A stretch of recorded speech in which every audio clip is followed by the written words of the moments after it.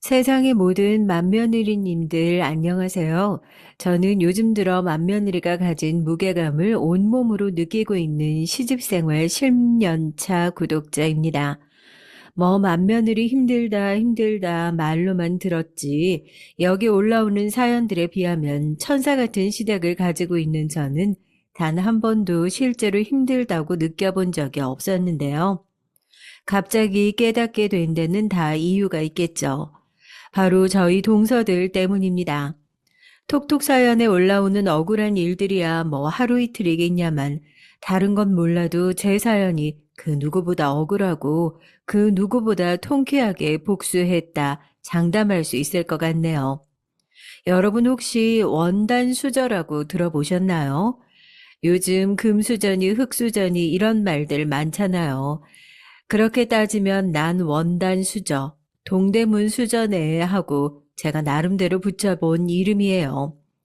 뜬금없이 뭔 소린가 하겠지만 저희 부모님이 동대문에 납품하는 원단을 만드는 원단 공장에서 일을 하셨거든요. 그래서 부모님이 항상 퇴근하고 돌아오시면 원단을 짜는 실오락이라고 해야 하나요? 그게 두 분 몸에 항상 붙어 있었던 기억이 납니다. 제 밑으로는 동생이 둘이나 있었어요. 옛날이나 지금이나 가난한 집에서 식구 많아봤자 배만 더 골고 형제들끼리 다툼이나 심해지지 좋을 것이 뭐가 있었겠습니까? 그래도 저는 집에 들어가면 항상 복잡거리는 그 분위기가 참 좋았어요. 부모님은 새벽까지 일을 나가서 늦은 밤이 되어서야 돌아오시는 날이 많았고, 그런 부모님의 빈자리를 대신 채울 사람이 없었으니까 장녀인 제가 그 자리를 대신했던 것 같아요. 어떨 땐 가장 노릇을 하고, 어떨 땐 어머니의 역할을 하고, 그러면서 동생들을 돌봤죠. 막내는 제가 거의 업어서 키웠다고 해도 과언이 아닌 게 갓난아기 낳아놓고 몸도 못 풀고 일을 하러 나가신 어머니를 대신해서 분유 타먹여 기저귀 갈아줘 업어서 동네 한 바퀴 돌아다니기도 해. 저를 처음 본 사람들이 세상에 쟤는 대체 언제 사고를 쳤길래 얼굴이 저렇게 어려 보이는데 저만한 애가 있냐고 혀를 찰 정도로 그렇게 동생들을 잘 돌봤습니다. 저도 물론 어린 나이였죠. 분명히 누군가의 돌봄이 필요한 나이였고요. 그런데 제 밑으로 아기새처럼 입을 벌리고 매일 앙알앙알 울어대는 동생들을 보면 나도 누군가의 돌봄이 필요해란 그 단순하고 소소한 부탁이요. 굉장히 철없는 투정인 것 같은 생각이 들 정도였어요. 늘 저를 돌보기보다는 동생들을 챙겼기에 스스로를 챙겨야 한다는 그 자연스러운 돌봄에서 저는 늘 뒷전이었다. 이렇게 얘기할 수 있겠네요. 너무 책임감이 강했던 탓이었을까요? 저한테 일어나는 모든 불행들이 꼭 제 책임은 아닐까 그런 생각이 들 정도로 어느 순간 부담감이 확 커진 것 같았습니다. 그냥 동생을 잘 돌보는 언니, 제 역할은 거기서 딱 끝났어야 맞는 건데 말이에요. 저희 둘째가 항상 몸이 안 좋았어요. 모르겠어요. 아직도 동생이 왜 그랬어야 했는지 잘 이해가 안 되거든요. 부모님한테도 항상 아픈 손가락이었죠. 씩씩하고 아파도 아픈 티 안 내는 첫째와 사랑 듬뿍 받으며 자란 막내 사이에서 둘째는 중간에 딱 끼어 있는 그래서 많이 치여서 사랑을 많이 못 준 것 같은 그런 느낌이 드셨나 봐요. 여튼 어릴 때부터 그렇게 잔병치레가 많던 둘째는 저랑 연년생이라 정말 단짝처럼 붙어 다녔어요. 저도 이상하게 막내보다 둘째한테 더 정이 많이 가는 느낌이었죠. 같은 학교에 다녔고 같이 하교를 하고 나면 늘 같이 시간을 보냈는데 어렸을 땐 잔병치레라고 생각했던 아리가 나이를 먹으면 먹을수록 더욱 심각해져 갔습니다. 둘째는 그렇게 제가 고등학교 2학년, 둘째가 고등학교 1학년일 때 백혈병 판정을 받았어요. 상태가 급속도로 나빠져서 손 쓸 새도 없었죠. 그냥 저희는 하루가 다르게 마르고 죽어가는 둘째를 발만 동동 구르면서 지켜볼 수밖에 없었습니다. 저랑 가장 친했던 둘째는 무균실 안에서 저한테 이렇게 매일 아플 거면 차라리 빨리 죽어버렸으면 좋겠다. 스스로 저주의 말을 퍼부으면서 점점 더 말라가고 약해져 갔습니다. 투병 생활이 길었다면 가족들은 지쳤겠지만 희망이라도 찾을 수 있었겠죠. 둘째는 그 고통을 참아내는 것조차 버거웠나 봅니다. 말도 안 되게 허망하게 병원에 입원한 지 3개월 만에 세상을 떠났어요. 너무 슬프고 놀라면 눈물도 나오지 않는데 혹시 아세요? 둘째가 병원에서 사망했다는 소식을 전달받고 저는 가슴 정 가운데 커다란 대포알을 맞은 것 같은 기분이 들더라고요. 마치 있어야 할 자리에 장기들이 제대로 있지 않고 가슴 가운데 뻥 하고 구멍이 뚫린 것 같은 기분이었어요. 둘째가 갑자기 아팠던 것, 그래서 병원에 입원했던 것, 투병 생활을 오래 하지 못하고 세상을 떠난 것, 그것들 중에서 누구 하나의 잘못이라고 할 부분은 하나도 없던 게 분명했습니다.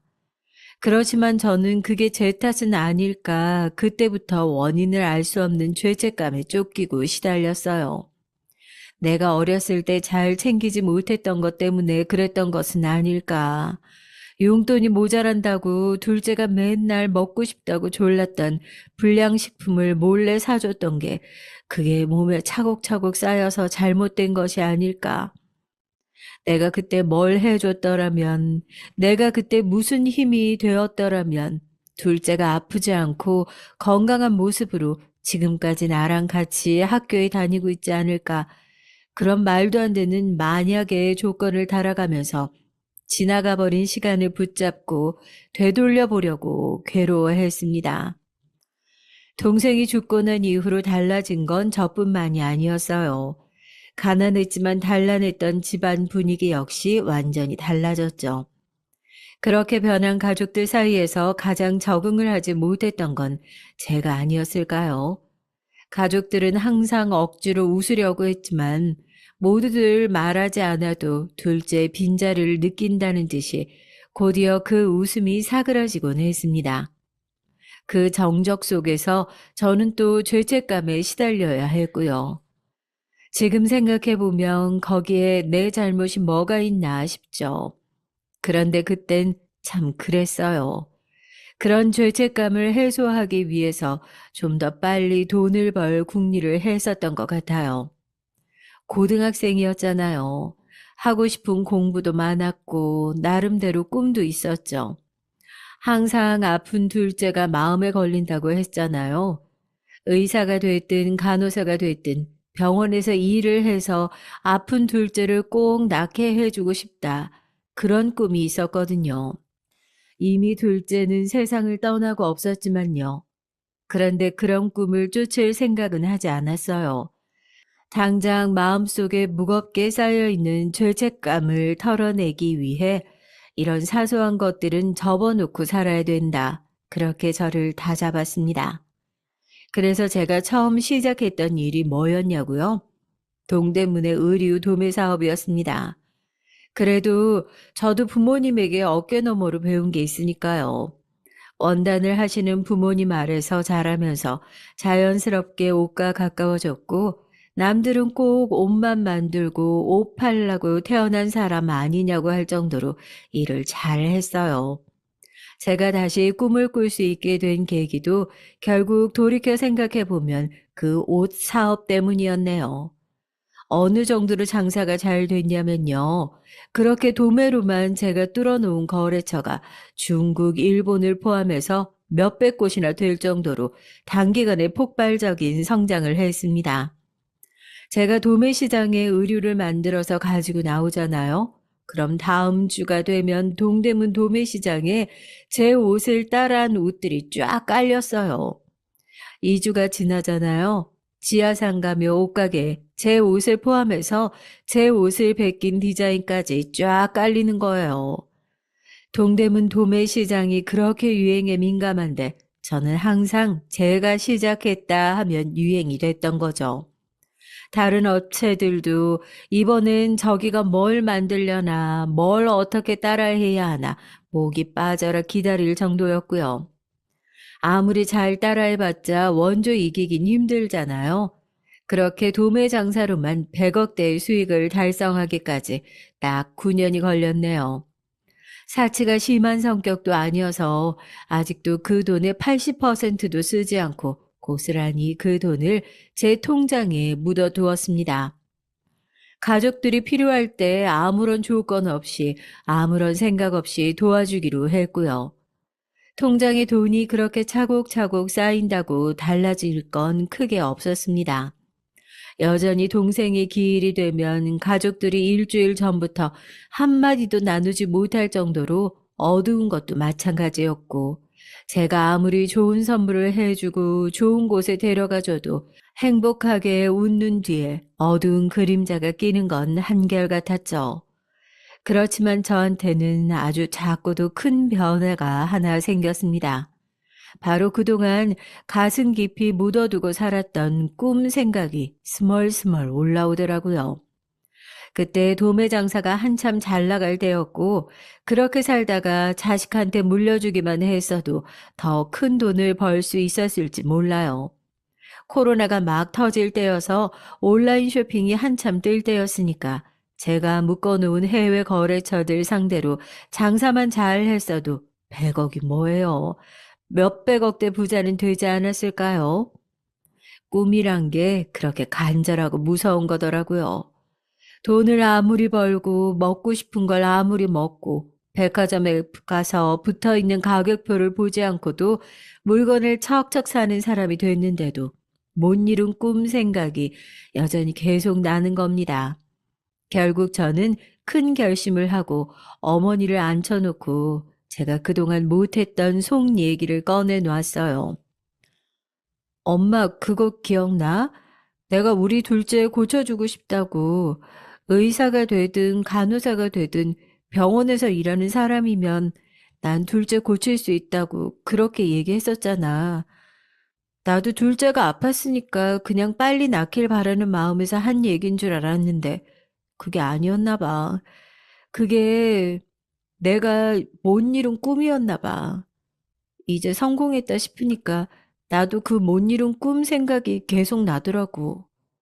엄마, 지금 잘 되고 있는데 앞으로 더 잘 될 일만 남은 것 같은데 내가 이거 다 포기하고 꿈 쫓아가겠다 하면 엄마 나 응원해 줄 수 있어?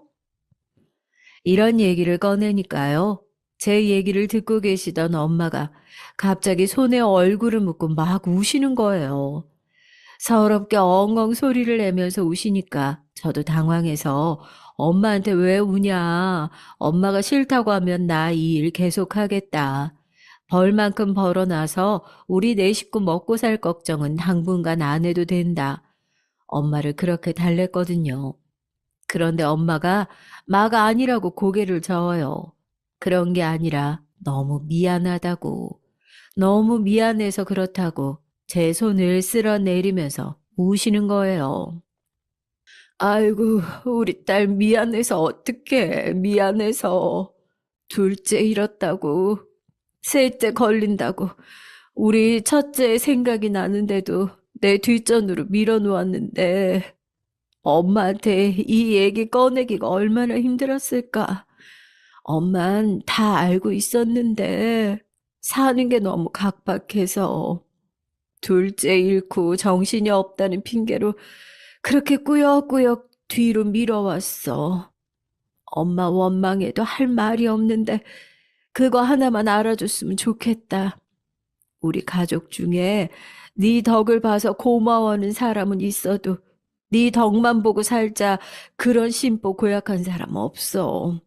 우리가 갉아먹고 사는 게 네 꿈이면 차라리 굶고 말지. 이제 너도 네 인생 살아. 응? 우리 딸, 우리 딸 하고 싶은 거 다 하고 살아. 엄마가 그렇게 사는데 힘이 못 돼줘서 결국 네 힘으로 이렇게 살게 해서 참 미안하다. 엄마도 저에게 말을 하지 못했지만 9년 동안 가족을 위해서 희생하다시피 살아온 저에게 미안한 게 참 많았던 모양입니다. 그렇게 저희 둘이 끌어안고 펑펑 울었어요. 좀 늦긴 했지만 그래도 올바른 길로 돌아온 것 같다고 아빠도 너 그렇게 다 포기하고 일하는 모습 보면서 성공하는 게 기쁘긴 했어도 못 간 길에 대한 후회가 짙을까봐 걱정을 했답니다. 아무도 저에게 씌워주지 않은 죄책감과 책임감이라는 굴레를 벗어던지고 그렇게 29, 늦으면 늦고 빠르다면 빠른 시기에 저에게도 다시 한번 제 꿈을 찾아 도전할 기회가 주어졌습니다. 늦었다고 속상해하기보다는 30살이 되기 전에 그래도 내가 할 수 있는 일에 도전할 수 있다는 게 얼마나 다행이냐 그렇게 매일 감사해 했어요. 9년을 쉬었는데 공부가 어디 쉬었겠냐고요? 그래도 동대문 도매시장에서 버티던 아까 깡으로 오로지 근성만으로 4년제 지방대학 간호과에 들어가는 데 성공했습니다. 저도 대학을 안 가봤으니까 대학교에 대한 환상이 있었을 거 아니에요. 대학만 들어가면 공부는 학교에서 알아서 시켜줄 것 같고 캠퍼스의 로망을 즐길 수 있을 것 같고 아휴 그런데 간호학과 나와보신 분들 자녀들 간호학과 보내신 분들은 다 아실 거예요. 절대 쉬운 공부가 아니에요. 늦게 시작한 공부라서 기본적인 내용을 따라가는데도 남들보다 배로 시간이 걸렸습니다. 뭐 의대 가는 것보다야 쉬웠겠지만 들어와서 공부한 걸로 따지면 의사 못지 않다고 장담할 수 있어요. 또 학교만 졸업한다고 해서 간호사가 될 수 있냐? 그것도 아니잖아요. 간호사가 되려면 면허가 있어야 하고 국가고시를 준비해야 하는데 학교에서 배우는 것을 쫓아가기만 하는데도 숨이 턱까지 차는데 이러다가 시험 공부를 오래 해야 될 수도 있겠다. 학교만 졸업하고 면허 시험에는 명함도 못 내밀고 떨어질 수 있겠다. 불안한 생각이 들더군요. 그때 학교 홈페이지며 공터에 가면 왜 과외시켜드립니다 하는 핸드폰 번호 써있는 전단지들 있잖아요. 그것처럼 같이 공부할 사람을 모집한다는 홍보글이 많이 올라와 있었습니다. 저처럼 간호사 국가고시를 준비하는 사람들이나 공무원 시험을 준비하는 사람들끼리 모여서 기출문제도 풀어보고 같이 공부도 하는 그런 자리가 있었죠. 제가 남편을 처음 만난 것도 그곳에서였어요. 도저히 이대로 혼자서는 공부할 수 없겠다 싶어서 찾아갔죠. 다들 공부하려고 모인 사람들이었고 시험 합격이라는 공통의 조건을 가지고 있는 사람들이었으니까 저희는 생각보다 똘똘 뭉쳤습니다. 저까지 간호사 국가고시를 준비하던 사람이 둘, 7급 공무원 시험을 준비하던 사람이 셋이었는데 그중 하나가 남편이었고요. 거기 들어가서 공부는 이런 식으로 해야 하는구나. 공부를 잘하는 사람은 이런 식으로 시간을 보내는구나. 그걸 많이 배웠던 것 같습니다. 특히 남편은 그 중에서도 성실함이 무기인 사람이었어요. 스터디 시간이 아침 9시부터 저녁 6시까지다라고 하면 아침 7시에 나와서 밤 9시에 공부를 마치고 퇴실을 하는 악발이었죠. 시험에 합격한다면 저렇게 공부하는 사람이 되겠다. 저도 혀를 내둘렀으니까요. 어쨌든 저는 남편을 쫓아다니면서 열심히 공부를 했습니다. 사심이 하나도 없었다고 하면 거짓말이고 처음에 연애할 생각으로 쫓아다니기보단 말씀드렸던 것처럼 공부 잘하는 사람한테 공부하는 방법을 배우려고 쫓아다녔던 것 같아요. 공부만 하는 사람이었으니까 정신 갈리거나 힘들 때 의지할 곳이 어디 있었겠어요. 늘 붙어 있고 같이 공부하는 사람들끼리 대화 자주 나눴고 그렇게 저희는 같이 공부를 하던 사이에서 서로에게 좋은 영향력을 주는 연인 관계로 발전하게 됐죠. 연인이 되고 조금 더 가까운 사이가 되면서 달라진 점은 서로에 대한 얘기를 하는 시간이 길어졌다는 거였습니다. 저도 남편에게 제가 왜 일을 하다가 다시 공부를 하러 이곳에 돌아오게 됐는지, 왜 그런 꿈을 꾸게 됐는지, 아픈 동생이 결국 어떻게 됐는지 얘기를 했어요. 사람들과 가깝게 지내지 않고 본인 얘기를 좀처럼 꺼내지 않던 남편은 대부분의 시간을 제 얘기를 들어주는데 보냈습니다. 저도 뭔가 말하고 싶지 않은 사정이 있구나 하고 더 이상 캐묻진 않았어요. 그런데 저희가 연인이 된 지 얼마 되지 않아 남편이 이유 없이 공부에 빠지는 날들이 종종 생겼습니다.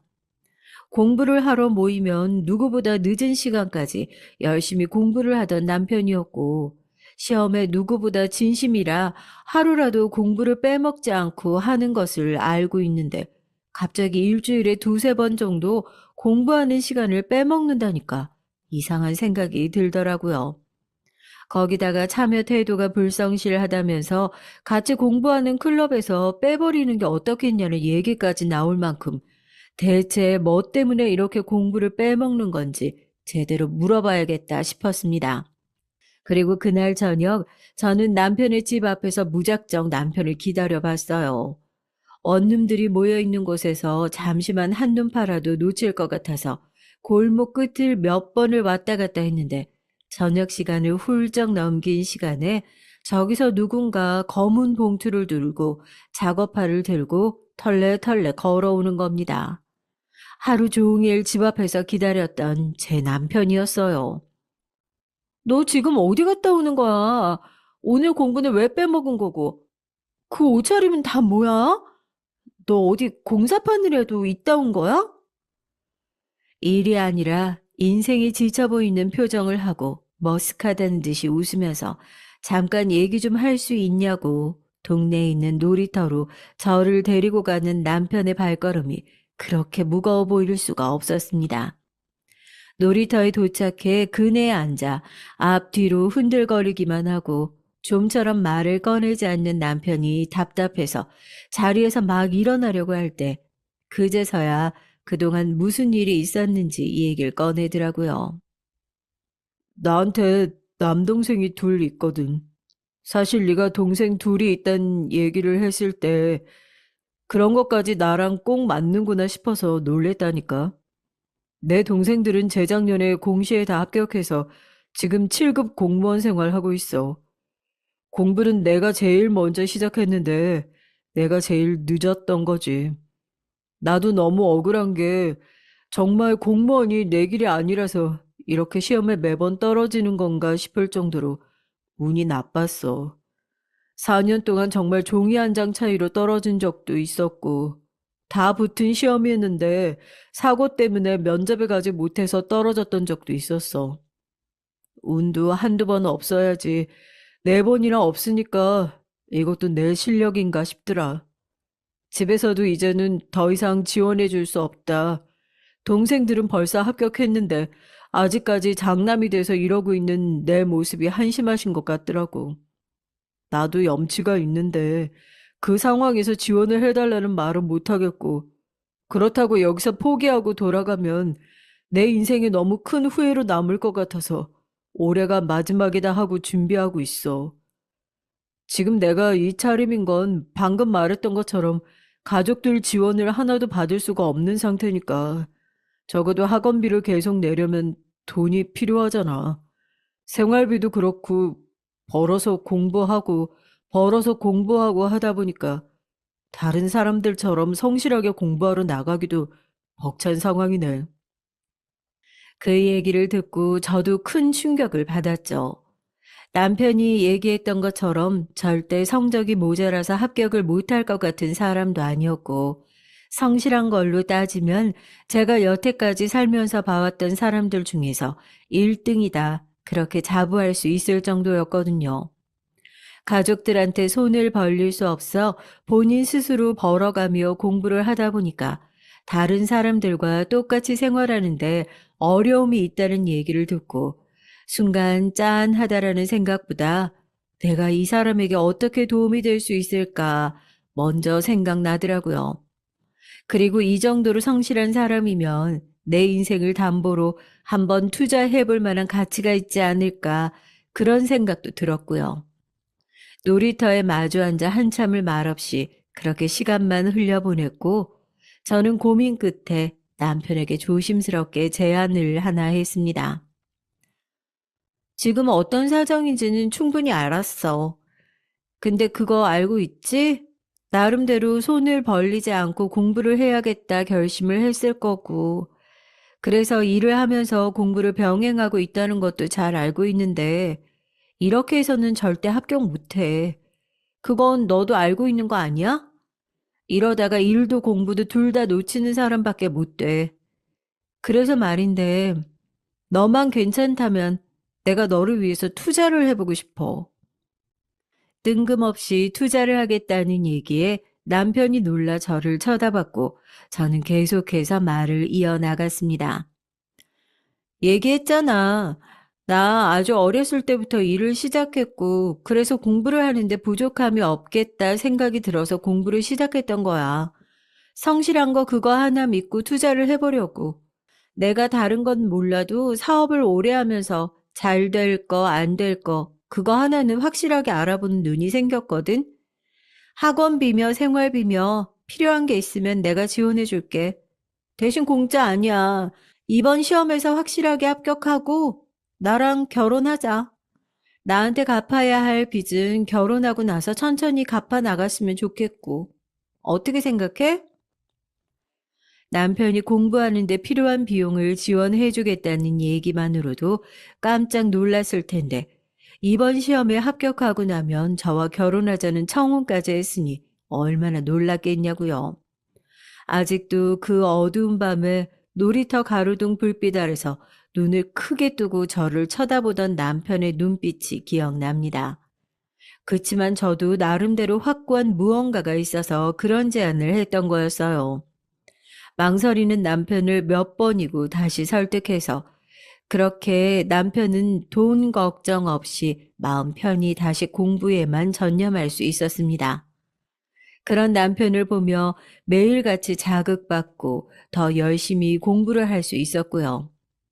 그렇게 남편은 7급 공무원 시험에 저는 간호사 자격 시험에 나란히 합격을 할 수 있었습니다. 둘 다 성실함이 무기인 사람들이니까 이런 결과가 나올 수 있을 거라 예상은 했지만 그래도 예상했던 결과를 받아들이는 건 또 다른 얘기잖아요. 제 합격 소식을 먼저 듣고 남편의 합격 소식을 듣자마자 정말 뛸 듯이 기뻐서 같이 얼싸안고 눈물을 흘렸어요. 저는 그렇게 시험에 합격하자마자 대학병원 신규 간호사로 일을 시작하게 됐고 남편도 발령을 받은 상태였죠. 남편은 합격을 하면 결혼을 하자는 그 약속을 잊지 않고 결혼을 하자 저에게 한 발 늦은 청혼을 했습니다. 저희 집에서는 제가 한 결정이니 별다른 반대 없이 받아들였지만 남편 집안은 또 그렇지가 않았어요. 처음 시댁에 인사를 갔는데 시어머니가 못마땅한 표정으로 저를 맞이하셨습니다. 그리고 이어지는 볼멘 소리에 기가 죽을 뻔도 했지만 전부 예상하지 못했던 일은 아니었으니까요. 신규 간호사? 늦은 나이에 이제야 사회생활 막 시작하는 두 사람인데 뭐 가진 게 있고 모은 게 있다고 뭐가 그렇게 급해서 결혼을 하겠다는 거야? 너 네 동생들 못 봤어? 지금 네 동생들 선자리 들어오는 여자들 보면 대기업부터 어디 의사, 검사, 사짜 직업 여자들이 결혼하자고 줄을 섰어.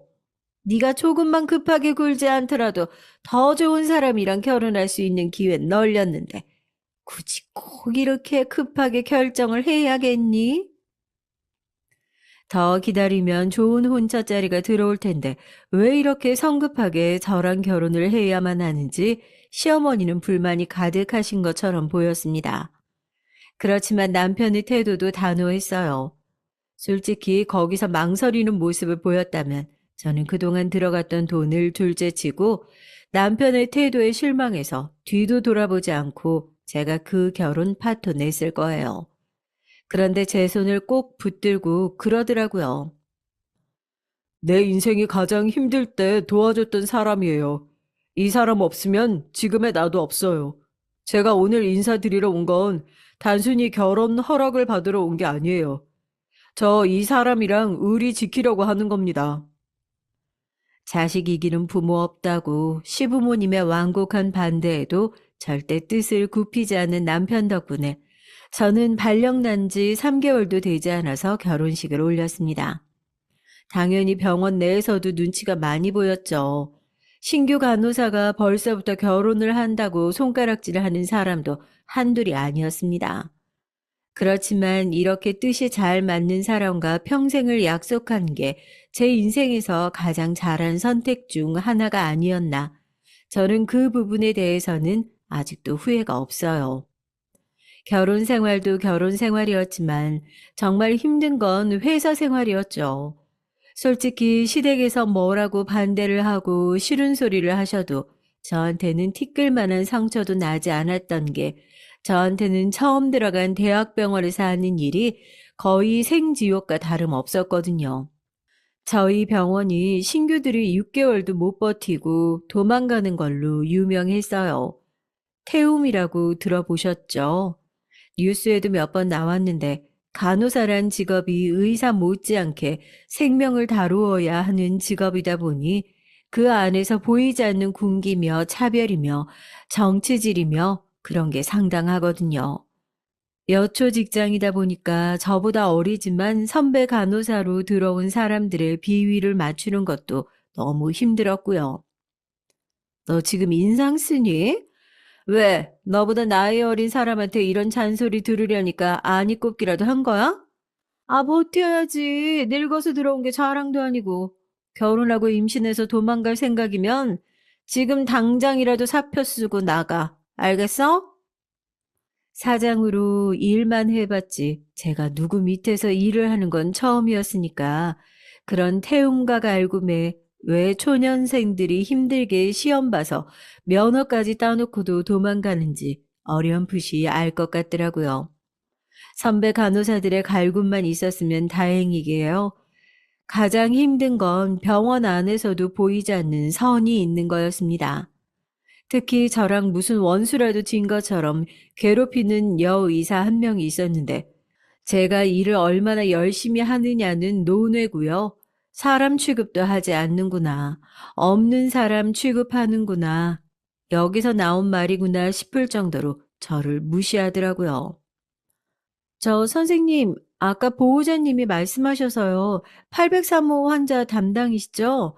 선생님 좀 한번 꼭 봐야 할 것 같다고 상태가 안 좋다고 말씀하셔서요. 담당 의사 좀 불러달라고 해서 보호자의 말 그대로 전했는데 제 말을 듣는 둥 마는 둥 대꾸도 안 하더니 저녁에 그 환자한테 뭔가 문제가 생긴 모양이더라고요. 제가 선생님에게 말을 전달하는 걸 본 사람이 한두 명이 아닌데 왜 자기를 부르지 않았냐, 환자 죽이려고 작정했냐, 그제야 관심 가진 건 본인이면서 마치 제가 얘기를 제대로 전하지 않아서 이런 일이 생긴 것처럼 저한테 뒤집어 씌우더라고요. 지금 장난해? 내가 제대로 말을 못 들었으면 붙잡든지 메모를 남기든지 어떻게 해서든 얘기를 전해야 될 거 아니야. 내가 지금 위에 교수님한테 너 때문에 얼마나 깨졌는 줄 알아? 중간에서 얘기만 잘 전달했어도 이런 일 없었을 거 아니야. 복도 한복판에서 차투로 제 머리를 툭툭 치고 어깨를 밀고 일하면서 당할 모욕은 그 선생님한테 다 당했던 것 같아요. 서러워도 어쩌겠어요. 그렇다고 네가 안 들은 걸 어떻게 하냐 의사한테 대들 수도 없는 위치에 있었으니까요. 할 수 있는 거라곤 집에 돌아와서 남편에게 내가 병원에서 이런 일을 당했다. 정말 억울하다. 그렇게 유일한 제 편에게 그날 있었던 일을 토로하면서 맥주나 한 캔 나눠 마시는 게 제 스트레스를 푸는 전부였습니다. 그런데 사람 인연이란 게요. 왜 옷깃 하나 스치면 인연은 인연이라고. 그 선생님과 저는 정말 악연이다. 병원 밖에서 만나면 정말 가만두지 않을 거다. 그렇게 이를 부득부득 갈고 있었는데 생각보다 정말 빨리 다시 만나게 된 겁니다. 그것도 아주 웃기는 인연으로 말이에요.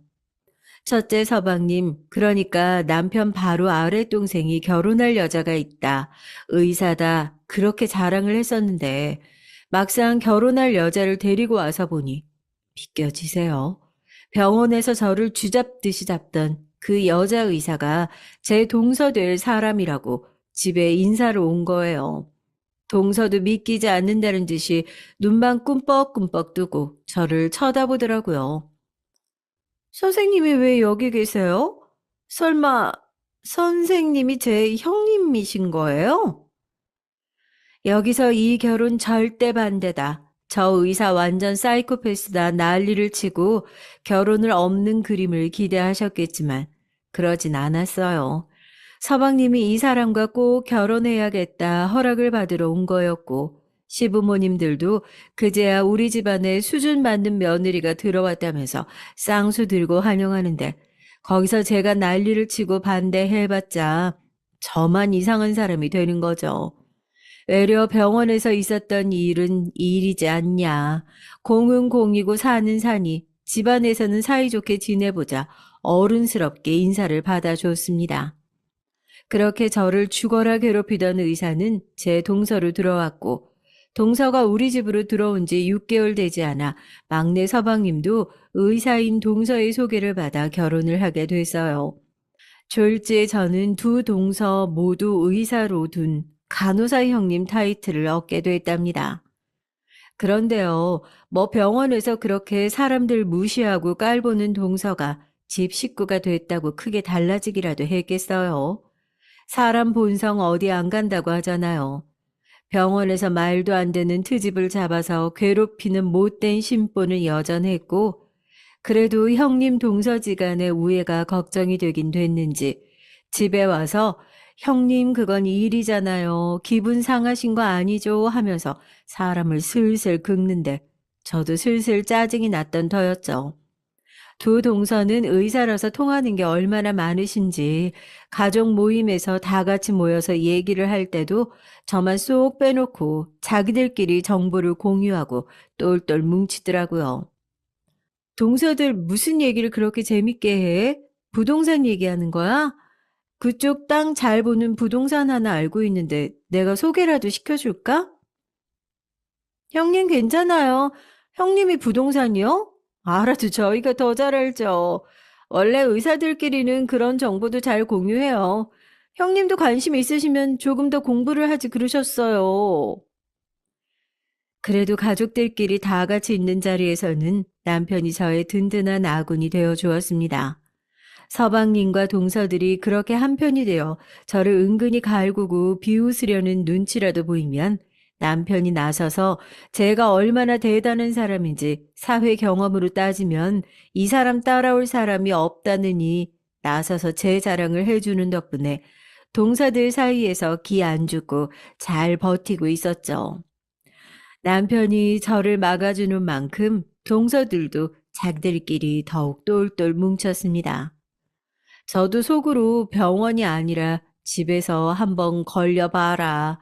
그때는 안 참고 본때를 보여줘야겠다. 이만 열심히 갈고 있었죠. 제 이런 분노가 한 방이 터지기까지는 그렇게 오랜 시간이 걸리지 않았습니다.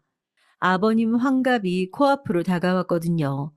아버님은 요즘 세상에 누가 환갑을 챙기냐면서 60대면 젊어서 요즘엔 환갑 챙기면 욕먹는다 말씀은 그렇게 하셨지만 그래도 은근히 가족들이 환갑을 챙겨주길 기대하시는 눈치였고 저랑 남편도 아버님 환갑 겸 가족잔치를 어떻게 치러야 하나 고민하고 있던 터였어요.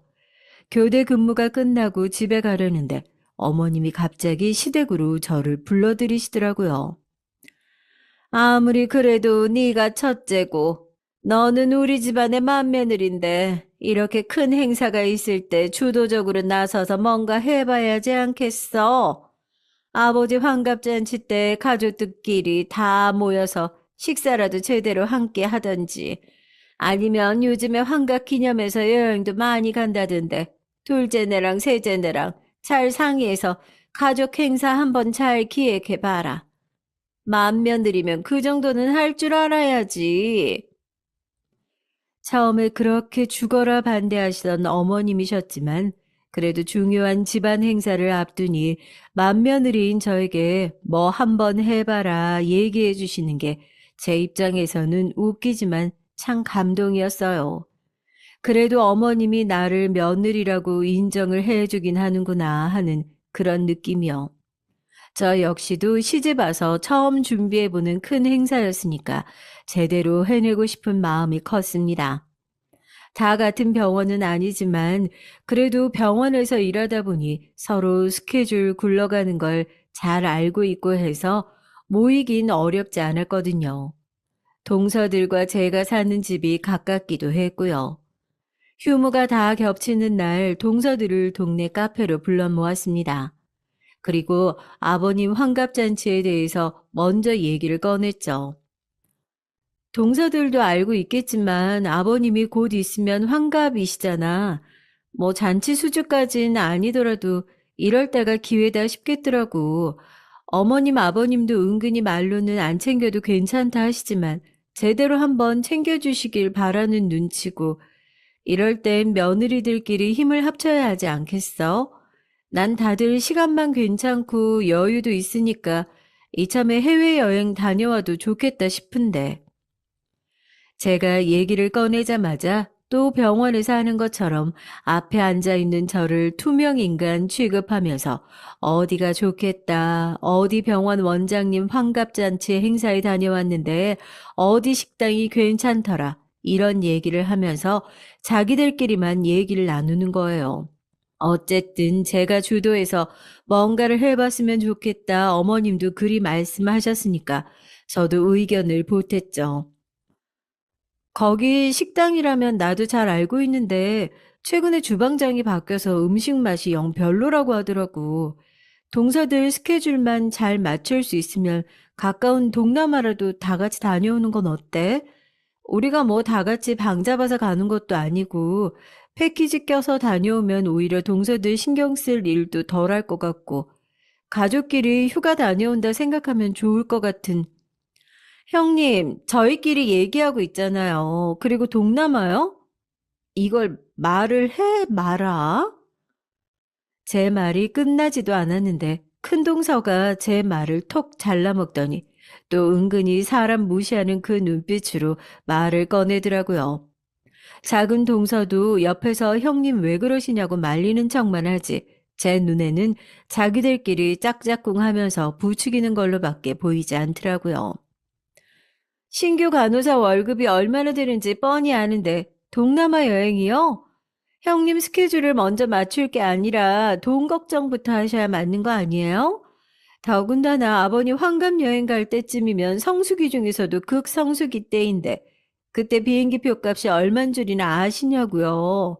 아, 왜 나도 봐. 형님이 너무 세상 물정 모르시고 얘기하시는 것 같아서 내가 좀 알려주려고 그러는 거잖아. 형님, 뭐 맏며느리라서 주도적으로 뭔가를 해보고 싶으셔가지고 알지도 못하시는데 열심히 달려들어 설명하시는 그 정성 갸륵한데요. 돈이야 나중에 나눈다고 치고 형님이 그 비행기 표값 다 결제할 카드 한도나 나오시냐고요. 숙소는 얼마인 줄 아세요?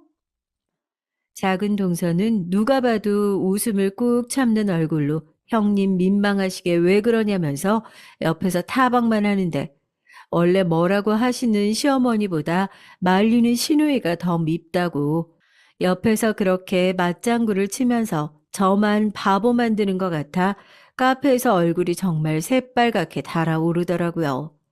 당장이라도 동서들 얼굴에 커피잔이라도 시원하게 끼얹고 나가버리고 싶었는데 괜히 집안에 좋은 행사 앞두고 큰 소리 내는 것도 싫고 그렇게 해봤자 남편 얼굴에 침 뱉기밖에 더 되겠냐 싶어서 어른인 내가 참자 참자 속으로 참을 인자를 몇백 개는 그리면서 집으로 돌아왔습니다. 남편이 돌아오면 동서들의 얌체 같은 행동을 다 일러바치려고 저도 남편 퇴근만 기다리고 있었는데 난처한 표정을 한 남편이 집으로 돌아와 저를 부르더라고요. 오늘 동서들이랑 만나서 아버님 환갑 얘기를 꺼냈냐고 먼저 묻길래 동서들이 벌써 거짓말을 하면서 선수라도 친 건가 했는데 서방님들이 남편에게 먼저 연락을 했다고 하더라고요. 둘째네한테 전화 왔어. 당신이 먼저 동남아 여행 얘기를 꺼냈다면서 동서들이 괜찮다고 한 거 맞아? 집에 와서 아주 먼지나게 털렸대. 아무리 7급이라고 해도 공무원 월급 뻔하잖아. 극성수기에 비행기 표값이랑 숙소 값이 얼마인 줄 아냐고. 왜 당신네 부모님 챙기는데 돈을 그렇게 써야 되냐고 한바탕 난리가 났대. 셋째네한테도 똑같이 전화 왔어. 다들 자기 월급으로 부족할 것 같아서 마누라 돈 써야 할 것 같은데 시댁에다가 그렇게 돈 쓰기 싫다 딱 잘라서 얘기를 했대. 그냥 우리도 대충 맞춰주는 척하고 조용히 근처 소고기집이나 예약해서 가족들 다 같이 밥이나 간단하게 먹을까? 웃기잖아요.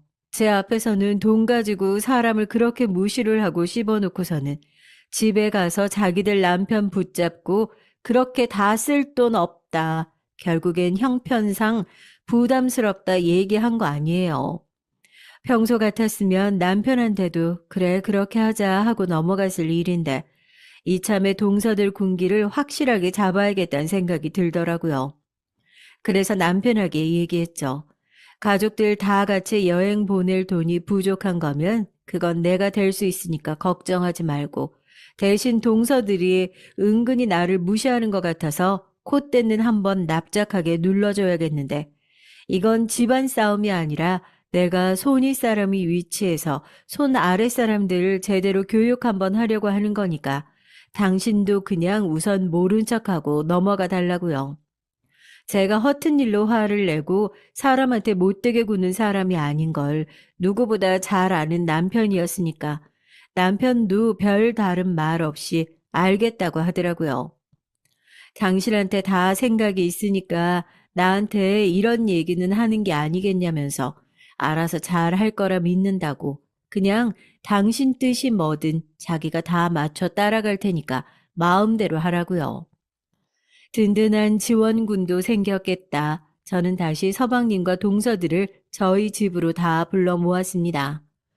서방님들은 또 여행 얘기가 나올까봐 안절부절 못하는 눈치였고, 동서들은 제가 남편을 통해 얘기를 전달받은 건 전혀 몰랐을 테니까요.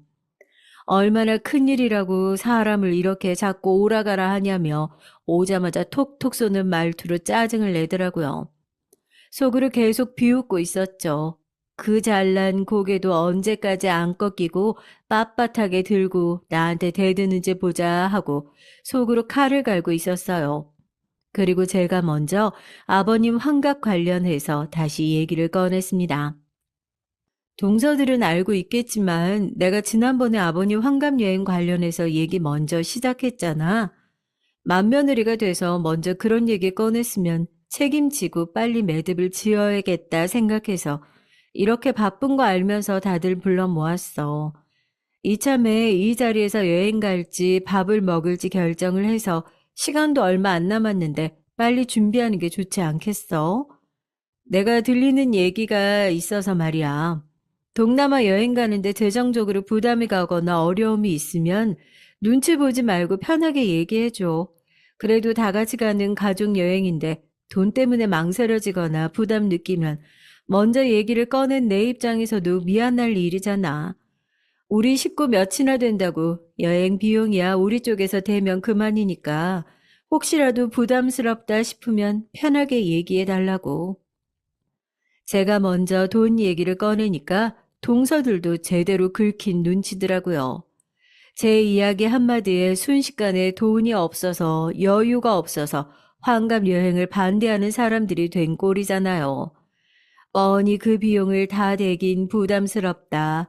왜 갑자기 해외여행 얘기를 꺼내냐. 이렇게 싫은 소리를 했다는 걸 남편한테 들어서 다 알고 있는데도 동서들은 그 자리에서 자존심 때문에 차마 나 돈 없어서 여행 못 가요. 이 얘기를 하기가 죽기보다 싫었나 봅니다. 병원에서 하던 대로 벌은 못 버리고 저한테 큰 소리를 내면서 반격을 하더라고요.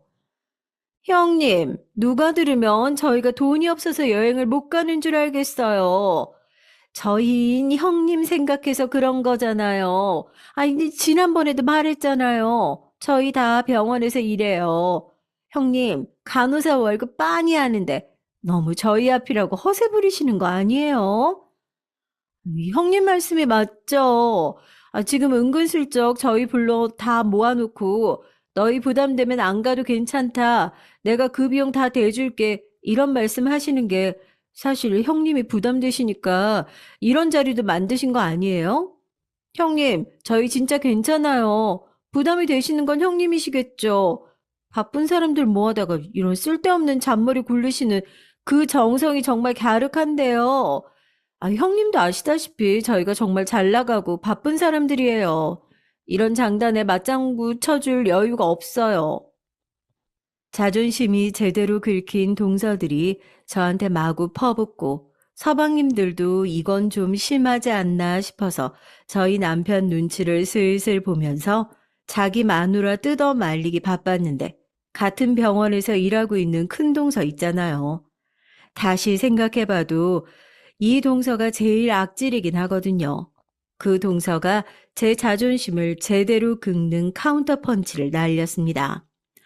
이거 나봐. 형님 말씀이 다 맞아요.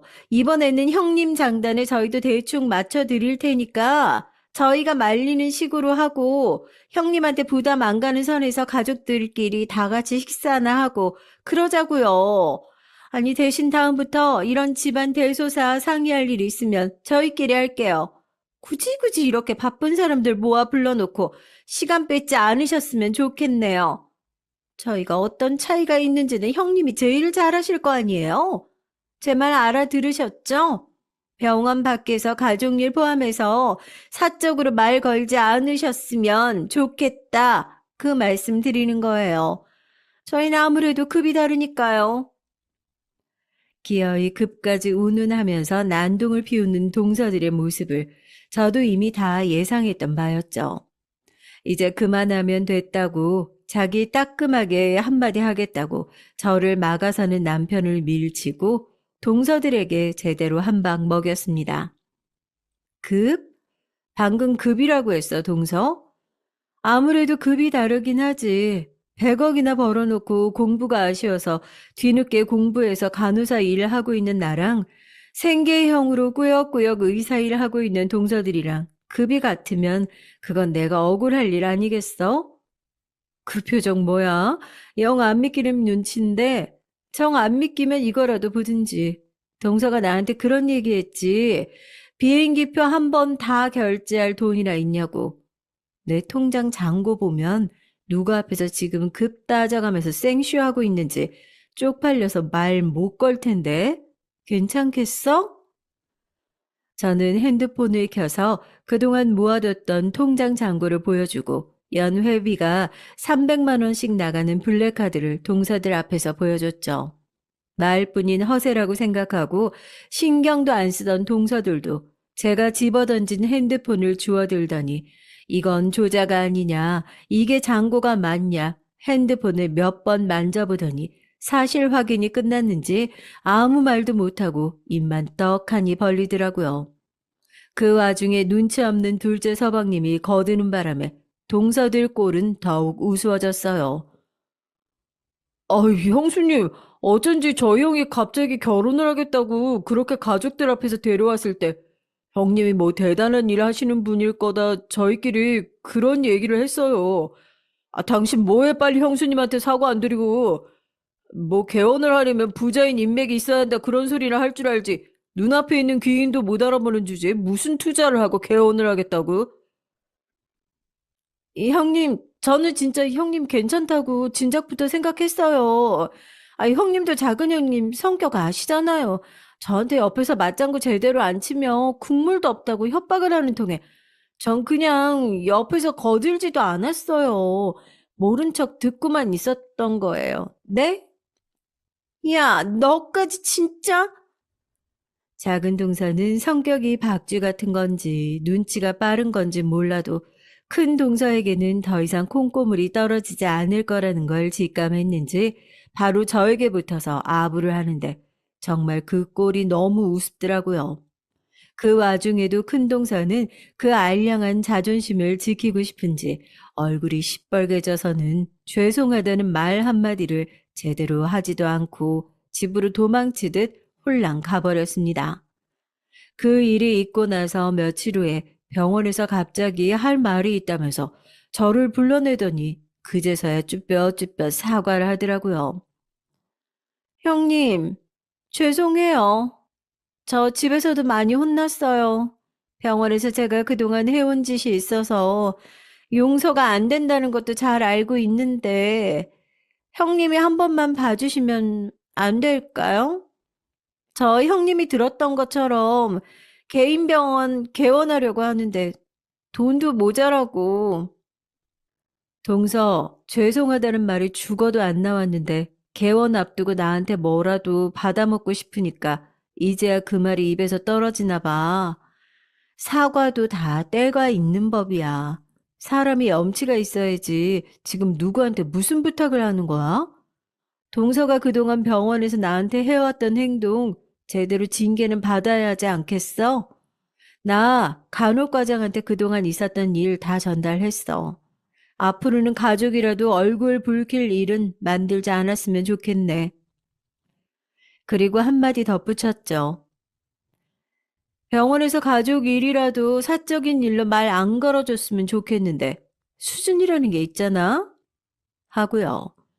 동서가 했던 말을 그대로 돌려주니 묵은 채증이 다 내려가는 것처럼 속이 뻥 뚫리더라고요. 지금 동서는 병원에서 사내 괴롭힘으로 한바탕 혼나고 잔뜩 풀이 죽어 다니고 있는 중입니다. 저도 이쯤 군기 잡았으면 됐다 싶어서 적당히 벌 주고 봐줄까 그렇게 생각 중이에요.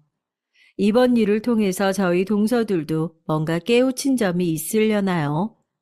저 잘했죠, 구독자님들. 앞으로도 돈 자랑은 이렇게 현명하게 꼭 필요할 때만 해가면서 살아보려고요. 필요할 때가 언제든 꺼낼 수 있는 무기 하나 정도는 만들어 놓으시길 꼭 추천드립니다. 안녕하세요. 저는 정년퇴직을 하고 제2의 인생을 시작한 70대 남자입니다. 젊은 시절부터 꿈이었던 도예 공방을 다니기 시작한 지 이제 거의 10년 정도 되는 것 같네요. 아무것도 없이 빈손으로 상경해서 결혼하고 아이들을 키우는 동안 최선을 다해서 가정을 위해 살아왔습니다. 물론 그 시간들이 제게는 소중하고 아주 행복했죠. 정년퇴직을 하고 나니 처음에는 무엇을 해야 할지 아무것도 모르겠더군요. 뭔가 허탈하기도 하고 속 시원하기도 하고 복잡한 마음이 들었습니다. 그때 제게 도움을 준 것이 당시의 며느리였어요. 제가 이렇게 표현하는 이유는 지금은 며느리가 아니기 때문입니다. 아들과 헤어졌거든요. 하지만 그 아이는 우리 딸들보다도 더 저를 많이 따르고 제게 용기를 준 소중한 아이랍니다. 오늘 드릴 얘기도 우리 며느리에 대한 얘기예요. 저와 아내 사이에는 딸 둘, 아들이 하나 있습니다. 연년생으로 딸을 낳고 더 이상은 자식 계획이 없었는데 집에서 아들은 있어야 한다고 워낙 성화라 나이 터울이 좀 있습니다. 아들이 귀한 집에서 태어난 막내는 정말이지 말 그대로 온 가족들의 귀염을 잔뜩 받았죠. 특히 저희 어머님 과장 좀 보태면 첫돌이 되기 전까지 품에서 내려놓는 시간이 거의 없을 정도였어요. 아내와 제가 맞벌이를 해야 하는 상황이라 아이들은 할머니 손을 많이 탔는데 그 중에서도 막내가 제일이었죠. 그래서 그런지 막내는 위에 두 딸아이와는 다르게 때도 많이 쏘고 엄살도 심하고 투정도 심했답니다. 요즘 TV에서 보니까 금쪽이라는 말이 많이 쓰던데 딱 우리 막내가 그랬어요. 어릴 때 사고도 많이 쳤는지 그때마다 할머니 치마폭에 숨어서는 요리조리 피해 다니기 바쁜 아이였습니다. 아마 제 얘기를 듣고 계시는 분들은 부모가 되어서 그걸 가만히 뒀냐고 하실 수도 있겠죠. 네, 맞는 말씀입니다. 그걸 엄하게 가르쳤어야 하는데 귀한 아들이라고 무조건적으로 감싸고만 도는 어머니를 이기지 못하고 시기를 놓친 것은 두고두고 후회를 했답니다. 막내는 자라면서 숱한 사고를 쳤지만 가장 큰 사고는 결혼이 아닐까 싶네요. 대학교 졸업반일 때였어요. 어느 봄날 갑자기 여자애 하나를 집에 데리고 오더니 대뜸 결혼을 한다고 하더라고요. 너무 놀란 저희는 만우절 때 못했던 장난을 그제서야 하나 그런 생각까지 했습니다. 결혼이라니 여자친구가 있었다는 사실도 처음 듣는데 갑자기 무슨 결혼인가 저와 아내는 순간 멍해졌죠. 결혼은 무슨 결혼이야, 갑자기? 아직 졸업도 안 했는데 다짜고짜.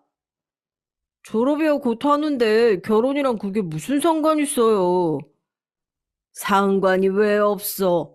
네가 지금 취직 활동을 하는 것도 아니고 그렇다고 대학원으로 진학을 할 정도로 공부에 뜻이 있는 애도 아니고 자기 앞가림이라도 제대로 못하면서 무슨 결혼을 한다고.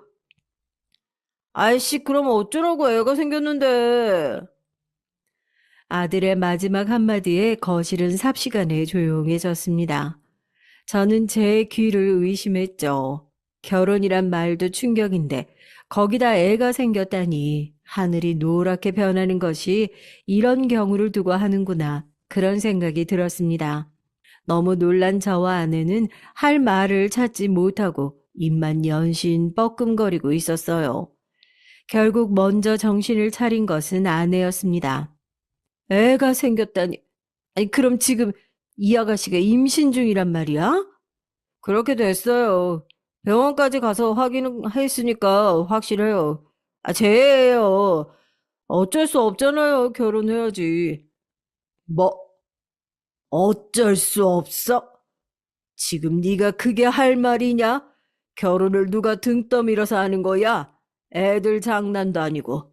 너 지금 말을 그따위로밖에 못해? 너무 화가 난 제가 목소리를 높이자 아들은 뭐라고 반박을 하려고 했지만 함께 온 며느리가 아들의 팔을 꾹 잡고 당기니 입을 다물었습니다. 물론 불만이 가득한 얼굴이기는 했지만 며느리의 주위에 한 번에 시선을 돌리는 아들의 모습이 생소하기도 하고 의외다 싶은 마음이 들었죠. 누가 무슨 말을 해도 자기가 하고 싶은 것은 해야 하는 성민데 말입니다. 이렇게 갑작스럽게 인사를 드려서 죄송합니다.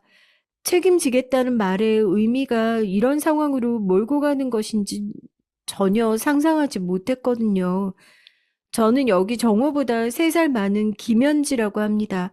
치과에서 간호사로 일하고 있어요. 며느리의 똑 부러지는 인사에 흥분했던 저도 마음을 가라앉히고 바라봤습니다. 단정한 옷차림에 눈이 참 예쁘더군요. 이 상황이 자신도 당황스러웠을 텐데 최대한 차분하게 얘기를 하는 모습이 마음에 쏙 들었습니다. 아들의 행동은 조금도 이해가 되지 않아 아들과 똑같은 성향의 사람이면 어떻게 하나 내심 걱정했던 것에 비하면 정말 다행이었죠.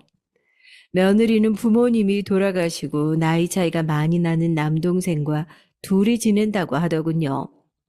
친척분이 따로 없다는 말에 참 고생 많았겠다 싶었습니다. 그러니까 따로 상견례니 뭐니 그런 거 필요 없으니까 그냥 결혼식만 올리게 해주세요. 결혼해도 들어와 살 거니까. 이놈아, 결혼이 어디 도깨비 방망이로 뚝딱 해서 해결되는 건 줄 알아? 그리고 둘이 결혼하면 아직 고등학생이랑 남동생은 어쩌고?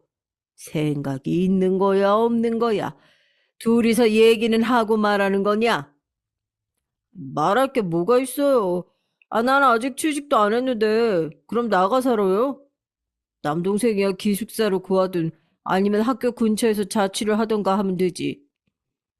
너는 그렇게 중요한 얘기를 혼자 짓거리면 다 되는 건 줄 알아? 어떻게 이런 상황에서도 너는 그런 생각밖에 할 줄 몰라. 저는 이 철없는 아들의 말에 머리가 지끈거리며 아파오는 것이 느껴졌습니다.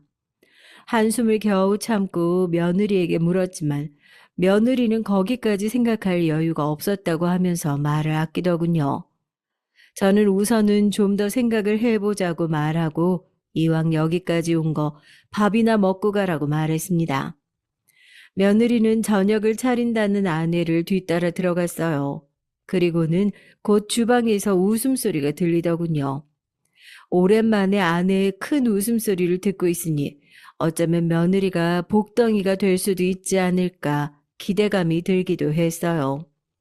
아까 아들을 말리는 모습도 그렇고 아들이 며느리를 만나 조금은 정신을 차리고 제대로 살 수 있겠다는 긍정적인 생각이 크게 들었죠. 아들의 결혼은 녀석의 바람대로 빠르게 진행됐습니다. 아직 임신 초기라 안정기에 접어들고 나면 간단하게 식을 올리기로 얘기를 했죠. 그리고 신혼살림은 결국 집에 들어와서 사는 것으로 얘기를 끝냈습니다. 딸아이들이 쓰던 방을 두 사람에게 주기로 했죠. 그리고 원래 아들이 쓰던 2층 방은 사돈총각이 들어와서 살기로 얘기를 마쳤습니다. 물론 며느리는 동생까지 데리고 들어올 수 없다고 했지만 그렇다고 아직 고등학생인 사돈총각을 혼자서 자취하라고 말하기는 저와 아내의 마음이 편하지 않더라고요. 공부하기도 바쁜데 혼자서 살림까지 해가면서 어떻게 학교를 다녀? 그러지 말고 고등학교 졸업까지만이라도 여기서 다니라고 해. 2층에서 지내면 우리 눈치 볼 것도 없는데 뭐. 그래도 혼수라도 해오는 것도 하나 없는데 이렇게까지 하면 제가 염치가 없어서요. 염치 같은 소리 한다. 가족끼리 그런 말 하지 말거라. 앞으로 잘 살면 그만이지. 저와 아내는 미안해하는 며느리에게 그럴 것 없다고 단호하게 말해줬습니다. 아들은 신혼여행을 가야겠다고 고집을 부렸지만 임신부를 데리고 어디를 가냐고 아내의 강한 반대에 부딪혀 결혼식만 올리게 됐어요. 사돈 총각은 며느리를 꼭 닮은 얼굴을 하고 있었습니다.